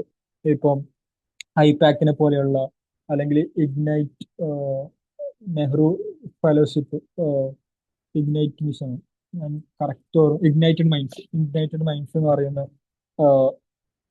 ഗ്രൂപ്പ് ഉണ്ട്. അവർ കോൺഗ്രസിന് വേണ്ടിയിട്ടാണ് സ്ട്രാറ്റജീസ് ഉണ്ടാക്കുന്നത്. അങ്ങനെയുള്ള അവർ കൊടുക്കുന്ന ഫെലോഷിപ്പ് ആണ് നെഹ്റു ഫെലോഷിപ്പ്. അതുപോലുള്ള ഐപാക്ക് പോലെയുള്ള policy politics strategy group, consultancy ഗ്രൂപ്പിൽ വർക്ക് ചെയ്യാൻ പറ്റും. പൊളിറ്റിക്കൽ സയൻസ് പഠിച്ചവർക്ക് സ്വാഭാവികമായിട്ടും പൊളിറ്റിക്സ് അറിയുന്നുണ്ടാവും, പൊളിറ്റിക്സ് വായിക്കുന്നവരായിരിക്കും, പൊളിറ്റിക്സിന്റെ ബേസ് അറിയുന്നുണ്ടാവും, എങ്ങനെയാണ് പൊളിറ്റിക്സ് വർക്ക് ചെയ്യുന്നത് എന്നുള്ള സാധനം ഒക്കെ അറിയുന്നുണ്ടാവും. അപ്പോൾ പൊളിറ്റിക്കൽ സയൻസ് പഠിച്ചവർക്ക് അങ്ങനെയൊക്കെയുള്ള ഓപ്പർച്യൂണിറ്റീസ് ഉണ്ട്. പിന്നെ കുറെ ഇപ്പം എന്താ പറയാ ഇപ്പം കുറെ ഫെലോഷിപ്സ്, യങ് ഫെലോ പ്രോഗ്രാംസ് നടന്നുകൊണ്ടിരിക്കുന്നുണ്ട്. ഗവൺമെന്റിന് ആവശ്യമുള്ള ഇന്റേൺസ് ഒക്കെ പോലെ ആയിട്ട് ഒരു വർഷത്തേക്കൊക്കെ ആയിട്ടാണ് നമ്മൾ ടെനർ അല്ലെങ്കിൽ ടൈം പീരീഡ് ഉണ്ടാവുക. അതിനുശേഷമാണെങ്കിൽ എക്സ്റ്റെൻഡ് ആക്കി തരുന്ന രീതിയിലായിരിക്കും. കുറെ ഫെലോഷിപ്സ് കണ്ടിട്ടുണ്ട്, യങ് ഫെലോ പ്രോഗ്രാംസ്. പല മിനിസ്ട്രീസിന്റെ കീഴിലുണ്ട്. മിനിസ്ട്രി ഓഫ് എക്സ്റ്റേണൽ അഫയേഴ്സിന്റെ കീഴിൽ വരുമ്പോൾ IRലൊക്കെ പേപ്പറും പിന്നെ ഒക്കെ പബ്ലിഷ് ചെയ്ത പേപ്പർ എഴുതിയവരാണെങ്കിൽ, അതല്ലെങ്കിൽ ഇങ്ങനെ റിസർച്ച് വർക്ക്സ് ഒക്കെ നടത്തിയവരാണെന്നുണ്ടെങ്കിൽ ഇതിലൊക്കെ നല്ല ഓപ്പർച്യൂണിറ്റീസ് ആണ്. ഇതിന് നെറ്റ് വേണമെന്നില്ല, നമുക്ക് അത്യാവശ്യം IRനെ കുറിച്ച് ഐഡിയ ഉണ്ട്, കുറെ വർക്കൊക്കെ ചെയ്തിട്ടുണ്ട്. അഥവാ PG പഠിക്കുമ്പോൾ തന്നെ കുറെ ആർട്ടിക്കിൾസ് ഒക്കെ പബ്ലിഷ് ചെയ്തിട്ടുണ്ട് എന്നുണ്ടെങ്കിലൊക്കെ ഓപ്പൺ ആവുന്ന ഡോർസ് ആണ് ഇതൊക്കെ. ഓക്കെ, ഇതാണ് പറയാനുള്ളത്. പിന്നെ കരിയർ ഓപ്പർച്യൂണിറ്റീസ് ആഫ്റ്റർ നെറ്റ് എന്നുള്ളത്. പിന്നെ ചോദിച്ചുള്ളത് how to choose exactly what to study from vast resources എന്നാണ്. നമുക്കറിയാം ഭയങ്കര റിസോഴ്സ് ഫ്ലഡ് ചെയ്യുന്ന ഒരു സമയമാണ്. നമുക്ക് ടെലഗ്രാം നോക്കിയാലും ബാക്കിയുള്ള ആപ്സ് ഒക്കെ നോക്കിയാലും ഭയങ്കരമായിട്ട് റിസോഴ്സ് ഉണ്ട്. നമ്മൾ ചെയ്യേണ്ടത് എന്താണെന്ന് വെച്ചാൽ നമ്മളിപ്പോൾ ഒരു ഒരു സ്റ്റുഡന്റ് പൊളിഗ്രാഡിൽ ജോയിൻ ചെയ്യാണ്. അപ്പം പൂർണ്ണമായിട്ടും പൊളിഗ്രാഡ് തരുന്ന പ്രോഗ്രാംസ് ഫോളോ ചെയ്യുക എന്നുള്ളതാണ്. അത്രമാത്രം ചെയ്താൽ മതിയാവും. അഥവാ നിങ്ങൾക്ക് PYQ ടെസ്റ്റ് ഉണ്ട്, സെക്ഷണൽ ടെസ്റ്റ് ഉണ്ട്, ടോപ്പിക് ടെസ്റ്റ് ഉണ്ട്, ഡെയിലി ടെസ്റ്റ് ഉണ്ട്, അങ്ങനെ പിന്നെ ഫുൾ ലെങ്ത് മോക്ക് ടെസ്റ്റ് ഉണ്ട്, ക്ലാസ് ഉണ്ട്. ഇതൊക്കെ ചെയ്തിട്ടും JRF കിട്ടാത്തൊരവസ്ഥ എന്തായാലും ഉണ്ടാവില്ല. അത്ര പണിയുള്ള ഒരു സാധനമല്ല JRF. ഇതൊക്കെ ഭയങ്കര സിമ്പിൾ ആയിട്ടാണ്, പക്ഷെ പണിയെടുക്കേണ്ട ഒരു എന്താണ് ബുദ്ധിമുട്ട് മാത്രമേ ഉണ്ടാവുള്ളൂ. അപ്പോൾ കുറച്ച് നമ്മൾ ഫോക്കസ് ചെയ്ത് പഠിക്കുകയാണെന്നുണ്ടെങ്കിൽ ഈ ഏത് റിസോഴ്സ് ആണോ നമ്മൾ യൂട്ടിലൈസ് ചെയ്യാൻ പോകുന്നത് അത് കൃത്യമായിട്ട് യൂട്ടിലൈസ് ചെയ്യാം. ഇപ്പൊ ഒരു ബുക്ക് നമ്മൾ സ്റ്റിക്ക് ഓൺ ചെയ്ത ഒരു ബുക്ക് വാങ്ങിച്ച് അത് പഠിക്കാൻ തുടങ്ങിയാൽ അതിൽ തന്നെ സ്റ്റിക്ക് ഓൺ ചെയ്യാം. പക്ഷെ വാങ്ങിക്കുമ്പോൾ സൂക്ഷിക്കുക ഏതാണ് എന്നുള്ളത്. അല്ലെങ്കിൽ കോഴ്സിന് ജോയിൻ ചെയ്യുമ്പോൾ നിങ്ങൾ നോക്കുക ഇങ്ങനെ പ്രൊവൈഡ് ചെയ്യുന്നുണ്ടോ, ടെസ്റ്റ് ഉണ്ടോ, അല്ലെങ്കിൽ വാല്യൂ ആഡഡ് സെഷൻസ് ഉണ്ടോ എന്നുള്ളതൊക്കെ നോക്കാം. അത്ര അതിൽ പറയാനുള്ളത്. പിന്നെ main doubt is how to prepare effectively while balancing my course. അതാണ് നേരത്തെ പറഞ്ഞത്. ബാലൻസ് ചെയ്യുക എന്നുള്ളത് നമ്മൾ മിക്ക സ്റ്റുഡൻസും ഓൺഗോയിങ് ആയിരിക്കും, ലാസ്റ്റ് ഇയർ ആയിരിക്കും, ചിലപ്പോൾ ഫസ്റ്റ് ഇയേഴ്സിൽ ജോയിൻ ചെയ്ത് പഠിക്കുന്നവരുണ്ടാവും. അപ്പോ ഒരു 4 അവർ അറ്റ്ലീസ്റ്റ് കൊടുക്കാം നമുക്ക്. ഇപ്പോ നമ്മൾക്ക് 9 to 12 വരെ ക്ലാസ് ഉണ്ടെങ്കിൽ, അല്ലെങ്കിൽ 9 to 3 PM വരെയൊക്കെ ക്ലാസ് ഉണ്ടെങ്കിൽ പോലും നമുക്ക് 4 അവർ എന്ന് പറയുന്നത് വളരെ സിമ്പിൾ ആയിട്ട് കിട്ടാൻ പറ്റുന്നതേ ഉള്ളൂ. കോഴ്സ് വർക്ക് അല്ലെങ്കിൽ കോഴ്സ് ഒക്കെ ഓൺഗോയിങ് ആണെങ്കിൽ പോലും നമുക്ക് കുറെ ആർട്ടിക്കിൾസ് ഒക്കെ വായിക്കാൻ പ്രൊഫസേഴ്സ് അയച്ചു തരുന്നുണ്ടെങ്കിൽ പോലും നമുക്ക് കൊടുക്കാനുള്ള ടൈം എന്തായാലും പഠിക്കുമ്പോൾ ഉണ്ടാവും. ചിലപ്പോഴൊക്കെ JNUലെ എന്താ പറയാ അത്രയും റിഗറസ് ആയിട്ടുള്ള ട്രിപ്ലസ് അഥവാ സ്കൂൾ ഓഫ് സോഷ്യൽ സയൻസിൽ ഒക്കെ ആണെങ്കിൽ മാത്രമാണ് ഭയങ്കരമായിട്ടുള്ള വർക്ക് വരിക. എങ്കിൽ പോലും നമുക്ക് ബാലൻസ് ചെയ്യാൻ പറ്റുന്നതേ ഉള്ളൂ. പരമാവധി ടൈം എപ്പോഴാണ് കിട്ടുക നോക്കാം, എന്നിട്ട് ഒരു ഷെഡ്യൂൾ ഉണ്ടാക്കാം. ഇന്നിപ്പോ ഒരു 4 മണിക്കൂറാണ് ക്ലാസ് ഉള്ളതെങ്കിൽ ബാക്കിയുള്ള സോറി ഹലോ കേൾക്കില്ലേ? Yes yes. ഹലോ സ്ലൈഡ് വന്നു. ഓക്കെ, സ്ലൈഡ് ഓക്കെ സൈഡ് കഴിഞ്ഞല്ലോ. Okay, fine. സ്ലൈഡ് ക്ലിയർ കഴിഞ്ഞാണ്. ആണ്. ഓക്കെ. അപ്പോ അപ്പോ അതൊക്കെ ഇപ്പൊ നമുക്ക് ക്ലാസ് കഴിഞ്ഞിട്ട് എത്ര ടൈം നമുക്ക് ഇൻവെസ്റ്റ് ചെയ്യാൻ പറ്റും എന്നുള്ളത് ഡെയിലി നമുക്ക് നോക്കാം. ഇനിയിപ്പോ 12 മണി വരെ ക്ലാസ് ആണ്, ഉച്ച 12 മണി വരെയാണ് ക്ലാസ്, അതല്ലെങ്കിൽ 3 മണി വരെയാണ് ക്ലാസ്. ബാക്കിയുള്ള ടൈം എത്രത്തോളം നമുക്ക് JRFന് ഇൻവെസ്റ്റ് ചെയ്യാൻ പറ്റും എന്നുള്ളത് നോക്കാം. അത് ഈവൻ ഇഫ് നമ്മളിപ്പം ഫ്രണ്ട്സിന്റെ ഒപ്പം ഒരു വൈകുന്നേരം നടക്കാൻ പോവാണെങ്കിൽ, അല്ലെങ്കിൽ വേറെ അടുത്തെങ്കിലും പോവാണെങ്കിൽ പോലും നമുക്ക് ടൈം കുറെ ബാക്കിയുണ്ടാവും. സോ ആ കിട്ടുന്ന ടൈം എത്രയാണോ ഉള്ളത് അത് വെച്ച് സ്ട്രാറ്റജൈസ് ചെയ്യുക. അറ്റ്ലീസ്റ്റ് ഒരു 4 അവർ എന്തായാലും യൂണിവേഴ്സിറ്റി ക്യാമ്പസുകളിൽ ഉണ്ടാവും എന്ന് തന്നെയാണ് മനസ്സിലാക്കിയിട്ടുള്ളത് എൻ്റെ ഒരു എക്സ്പീരിയൻസിൽ നിന്ന്. സോ പറ്റുന്നതേ ഉള്ളൂ. ഓക്കെ. പിന്നെയുള്ള ചോദ്യം how to prepare with PG അത് പറഞ്ഞു. ഹൗ ടു സ്റ്റാർട്ട് നമ്മൾ പറഞ്ഞു, സിലബസ്, പിന്നെ PYQs, ബേസിക് ആയിട്ടുള്ള ഒരു അണ്ടർസ്റ്റാൻഡിങ് എന്തായാലും വേണം. ബേസ് അഥവാ നമ്മൾ പൊളിറ്റിക്കൽ സയൻസിന്റെ ബേസ് ക്ലിയർ ആയിരിക്കണം. തിയറീസ് എന്താണ്, പിന്നെ പൊളിറ്റിക്കൽ തോട്ട്സിൽ ഇപ്പൊ പ്ലാറ്റോ എന്ന് പറയുമ്പോൾ പ്ലാറ്റോ ആരാണെന്ന് എന്തായാലും അറിയുന്ന ആൾക്കാരായിരിക്കും ഉണ്ടാവുക PG എത്തുമ്പോൾ. സോ അതാണ് ബേസ്. പിന്നെ സിലബസ് കവർ ചെയ്യുക, PYQ നോക്കുക, ക്ലാസ് ഉണ്ടെങ്കിൽ ക്ലാസ് അറ്റൻഡ് ചെയ്യുക, ബാക്കിയുള്ള ടെസ്റ്റുകൾ എടുക്കുക. ഇങ്ങനെയൊക്കെയാണ് സ്റ്റാർട്ട് ചെയ്യേണ്ടത്. പോളിഗ്രാഡിലാണെങ്കിൽ നിങ്ങൾക്ക് ഉറപ്പായിട്ടും നല്ലൊരു ഷെഡ്യൂൾ ഉണ്ടായിരിക്കും. ആ ഷെഡ്യൂൾ അനുസരിച്ചിട്ടായിരിക്കും നിങ്ങളെ എല്ലാ എന്താണ് പറയുക ക്ലാസ്സും ടെസ്റ്റൊക്കെ പോകുന്നത്. അടുത്തത് ഓഫ്ലൈൻ ഓർ ഓൺലൈൻ ക്ലാസ് ഉണ്ടോ എന്നാണ് ചോദിക്കുന്നത്. പോളിഗ്രാഡ് അറിയുന്ന പോലെ തന്നെ ഓൺലൈൻ ക്ലാസ്സസ് പ്രൊവൈഡ് ചെയ്യുന്നുണ്ട്. പൊളിറ്റിക്കൽ സയൻസിലാണ് ഇപ്പോൾ ഫോക്കസ് ചെയ്തുകൊണ്ടിരിക്കുന്നത്. ഓക്കെ. പിന്നെ എഫിഷ്യന്റ് റിസോഴ്സിനെ പറ്റി ചോദിച്ചിരുന്നു. എഫിഷ്യന്റ് റിസോഴ്സിനെ പറ്റി പറഞ്ഞാണ് ഏതാണ് റിസോഴ്സ് ഉപയോഗിക്കേണ്ടത് എന്നുള്ളത്. നമ്മളിപ്പോൾ കോച്ചിങ് ഇൻസ്റ്റിറ്റ്യൂട്ട് ജോയിൻ ചെയ്യുന്നുണ്ടെങ്കിൽ അവിടുന്ന് കിട്ടുന്ന എന്താ പറയാ അവിടുന്ന് കിട്ടുന്ന ഇൻസ്- ഏഹ് ഇത് യൂസ് ചെയ്യാം. സോറി, അവിടുന്ന് കിട്ടുന്ന മെറ്റീരിയൽസ് യൂസ് ചെയ്യാം. അതല്ലെങ്കിൽ നല്ല മെറ്റീരിയൽസ് മാർക്കറ്റിൽ അവൈലബിൾ ആണ്. അത് പല മെറ്റീരിയൽസ് അവൈലബിൾ ആണ്. അപ്പോൾ ഏതാണ് നമുക്ക് നല്ലതായിട്ട് തോന്നുന്നത് അത് കറക്റ്റായിട്ട് സ്റ്റിക്ക് ഓൺ ചെയ്ത് പോവുക.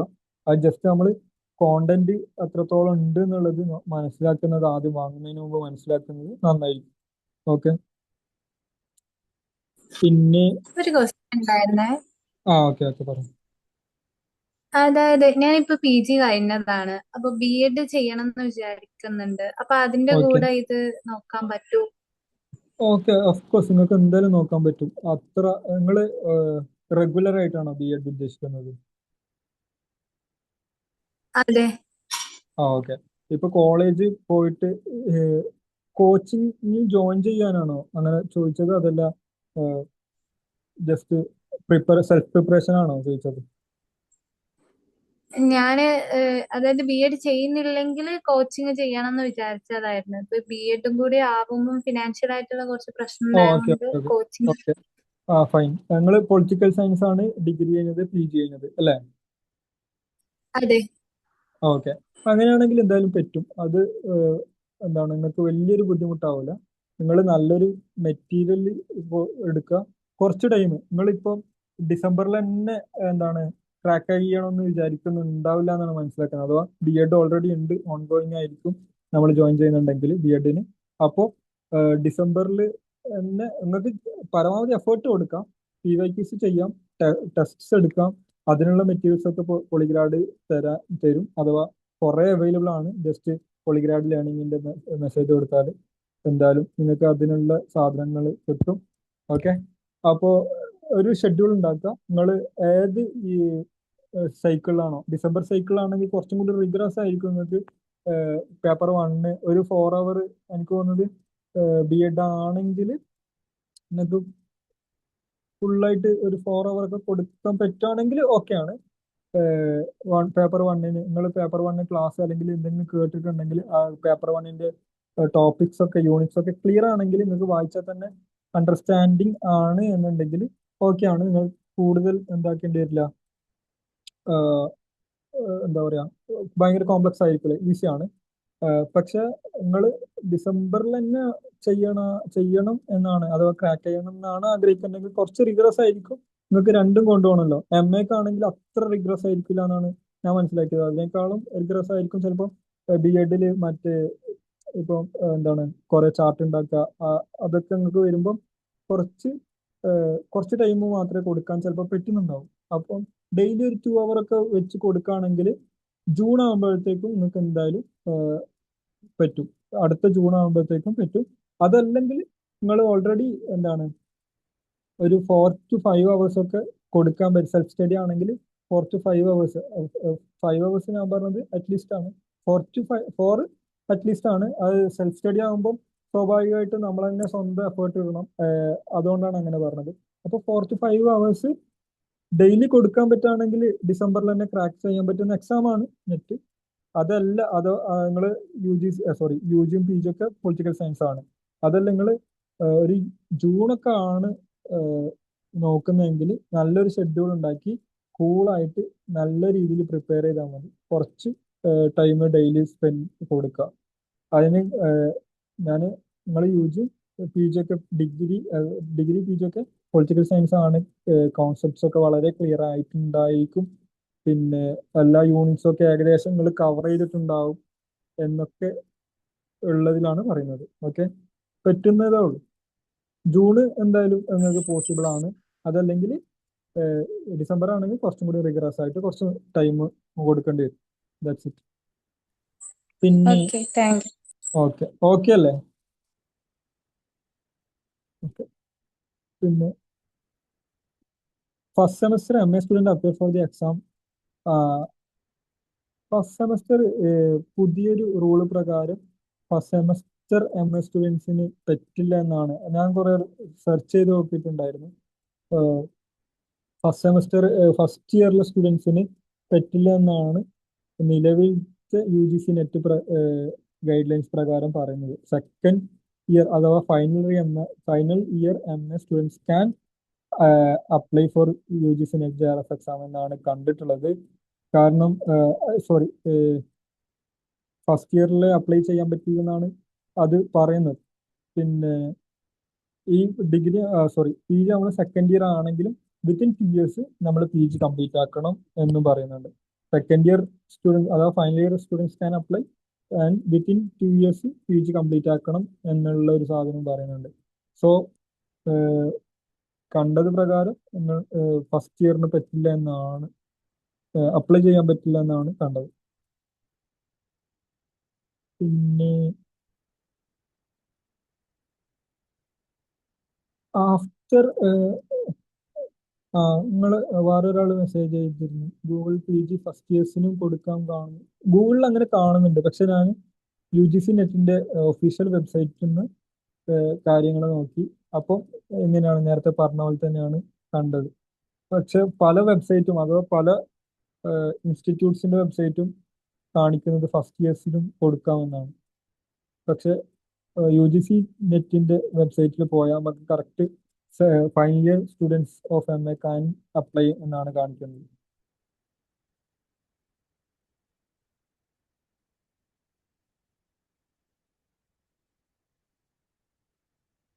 പിന്നെ ഇമ്പോർട്ടൻറ്റ് ടോപ്പിക്സ് വെച്ചിട്ടുണ്ട്. നേരത്തെ പറഞ്ഞ പോലെ തന്നെ എല്ലാ ടോപ്പിക്സും വളരെ ഇമ്പോർട്ടൻ്റ് ആണ്. ഒരു ടോപ്പിക്സും ഒരു യൂണിറ്റും ഒഴിവാക്കരുത് എന്നാണ് പറയാനുള്ളത്. ഓക്കെ, വേറെ എന്തെങ്കിലും ഡൗട്ട് ഉണ്ടോ?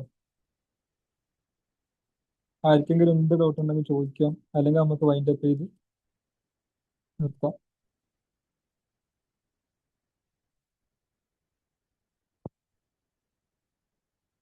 ഓക്കെ, ആർക്കെങ്കിലും എന്തെങ്കിലും നമുക്ക് ഡൗട്ട്? അത്യാവശ്യം സമയമായിട്ടുണ്ട്. അതെ, എന്തെങ്കിലും ഉണ്ടെങ്കിൽ നമ്മളെ കണക്ട് ചെയ്യാം, പുള്ളിക്കാരനെ കണക്ട് ചെയ്യാം. അപ്പോൾ സാറ് ഡീറ്റെയിൽ ആയിട്ട് അത്യാവശ്യം നല്ല സമയം എടുത്തുകൊണ്ട് വളരെ ഇൻസൈറ്റ്ഫുൾ ആയിട്ടുള്ള ഒരു സെഷൻ ആയിരുന്നു. ഡീറ്റെയിൽ ആയിട്ട് പറഞ്ഞിട്ടുണ്ട്. സാറിന് എല്ലാ സന്തോഷങ്ങളും അറിയിക്കുകയാണ്. ഒക്കെ വേണമെങ്കിൽ ആർക്കും എപ്പോഴും പോളിഗ്രാഡിനെ കോണ്ടാക്ട് ചെയ്യാം. ഓക്കെ, അതെ തീർച്ചയായും. അപ്പോൾ നമ്മുടെ ഓൾറെഡി ഓൺ ഗോയിങ് സെഷൻ ഉണ്ട്. അതുപോലെ തന്നെ നമ്മുടെ mission JRF batch already start ചെയ്തിട്ടുണ്ട്. അത് ഇൻ കേസ് ആർക്കെങ്കിലും ഒരു കൺസിസ്റ്റന്റ് ആയിട്ട് പ്രിപ്പറേഷൻ ഉദ്ദേശിക്കുകയാണെങ്കിൽ നിങ്ങൾ ജോയിൻ ചെയ്യാം. അത് കമ്പൽസറി അല്ല. അപ്പം അത് ഓൾറെഡി അവൈലബിൾ ആണ്. ഈ മാസം ലാസ്റ്റ് വരെ ഉണ്ടാവും. അത് കഴിഞ്ഞ് ക്ലാസ് സ്റ്റാർട്ട് ചെയ്യും. അപ്പം എല്ലാവരും അത് താല്പര്യമുള്ളവരിലേക്ക് ഷെയർ ചെയ്ത് കൊടുക്കാം. അപ്പം എല്ലാവർക്കും ഈ ഒരു സെഷനിൽ പങ്കെടുത്ത മുഴുവൻ ആളുകൾക്കും സന്തോഷങ്ങൾ അറിയിക്കുകയാണ്. ഒരാൾ ചോദിച്ചിട്ടുണ്ടായിരുന്നു, അയാള് പേഴ്സണൽ ആയിട്ടാണ് ചോദിച്ചത്, അപ്പൊ കണ്ടില്ല, സോറി. ആള് ഓൺലൈനിൽ ഇല്ലാന്ന് തോന്നുന്നുണ്ട്. ചോദിച്ചത് ഇതാണ്, വെയിറ്റ്,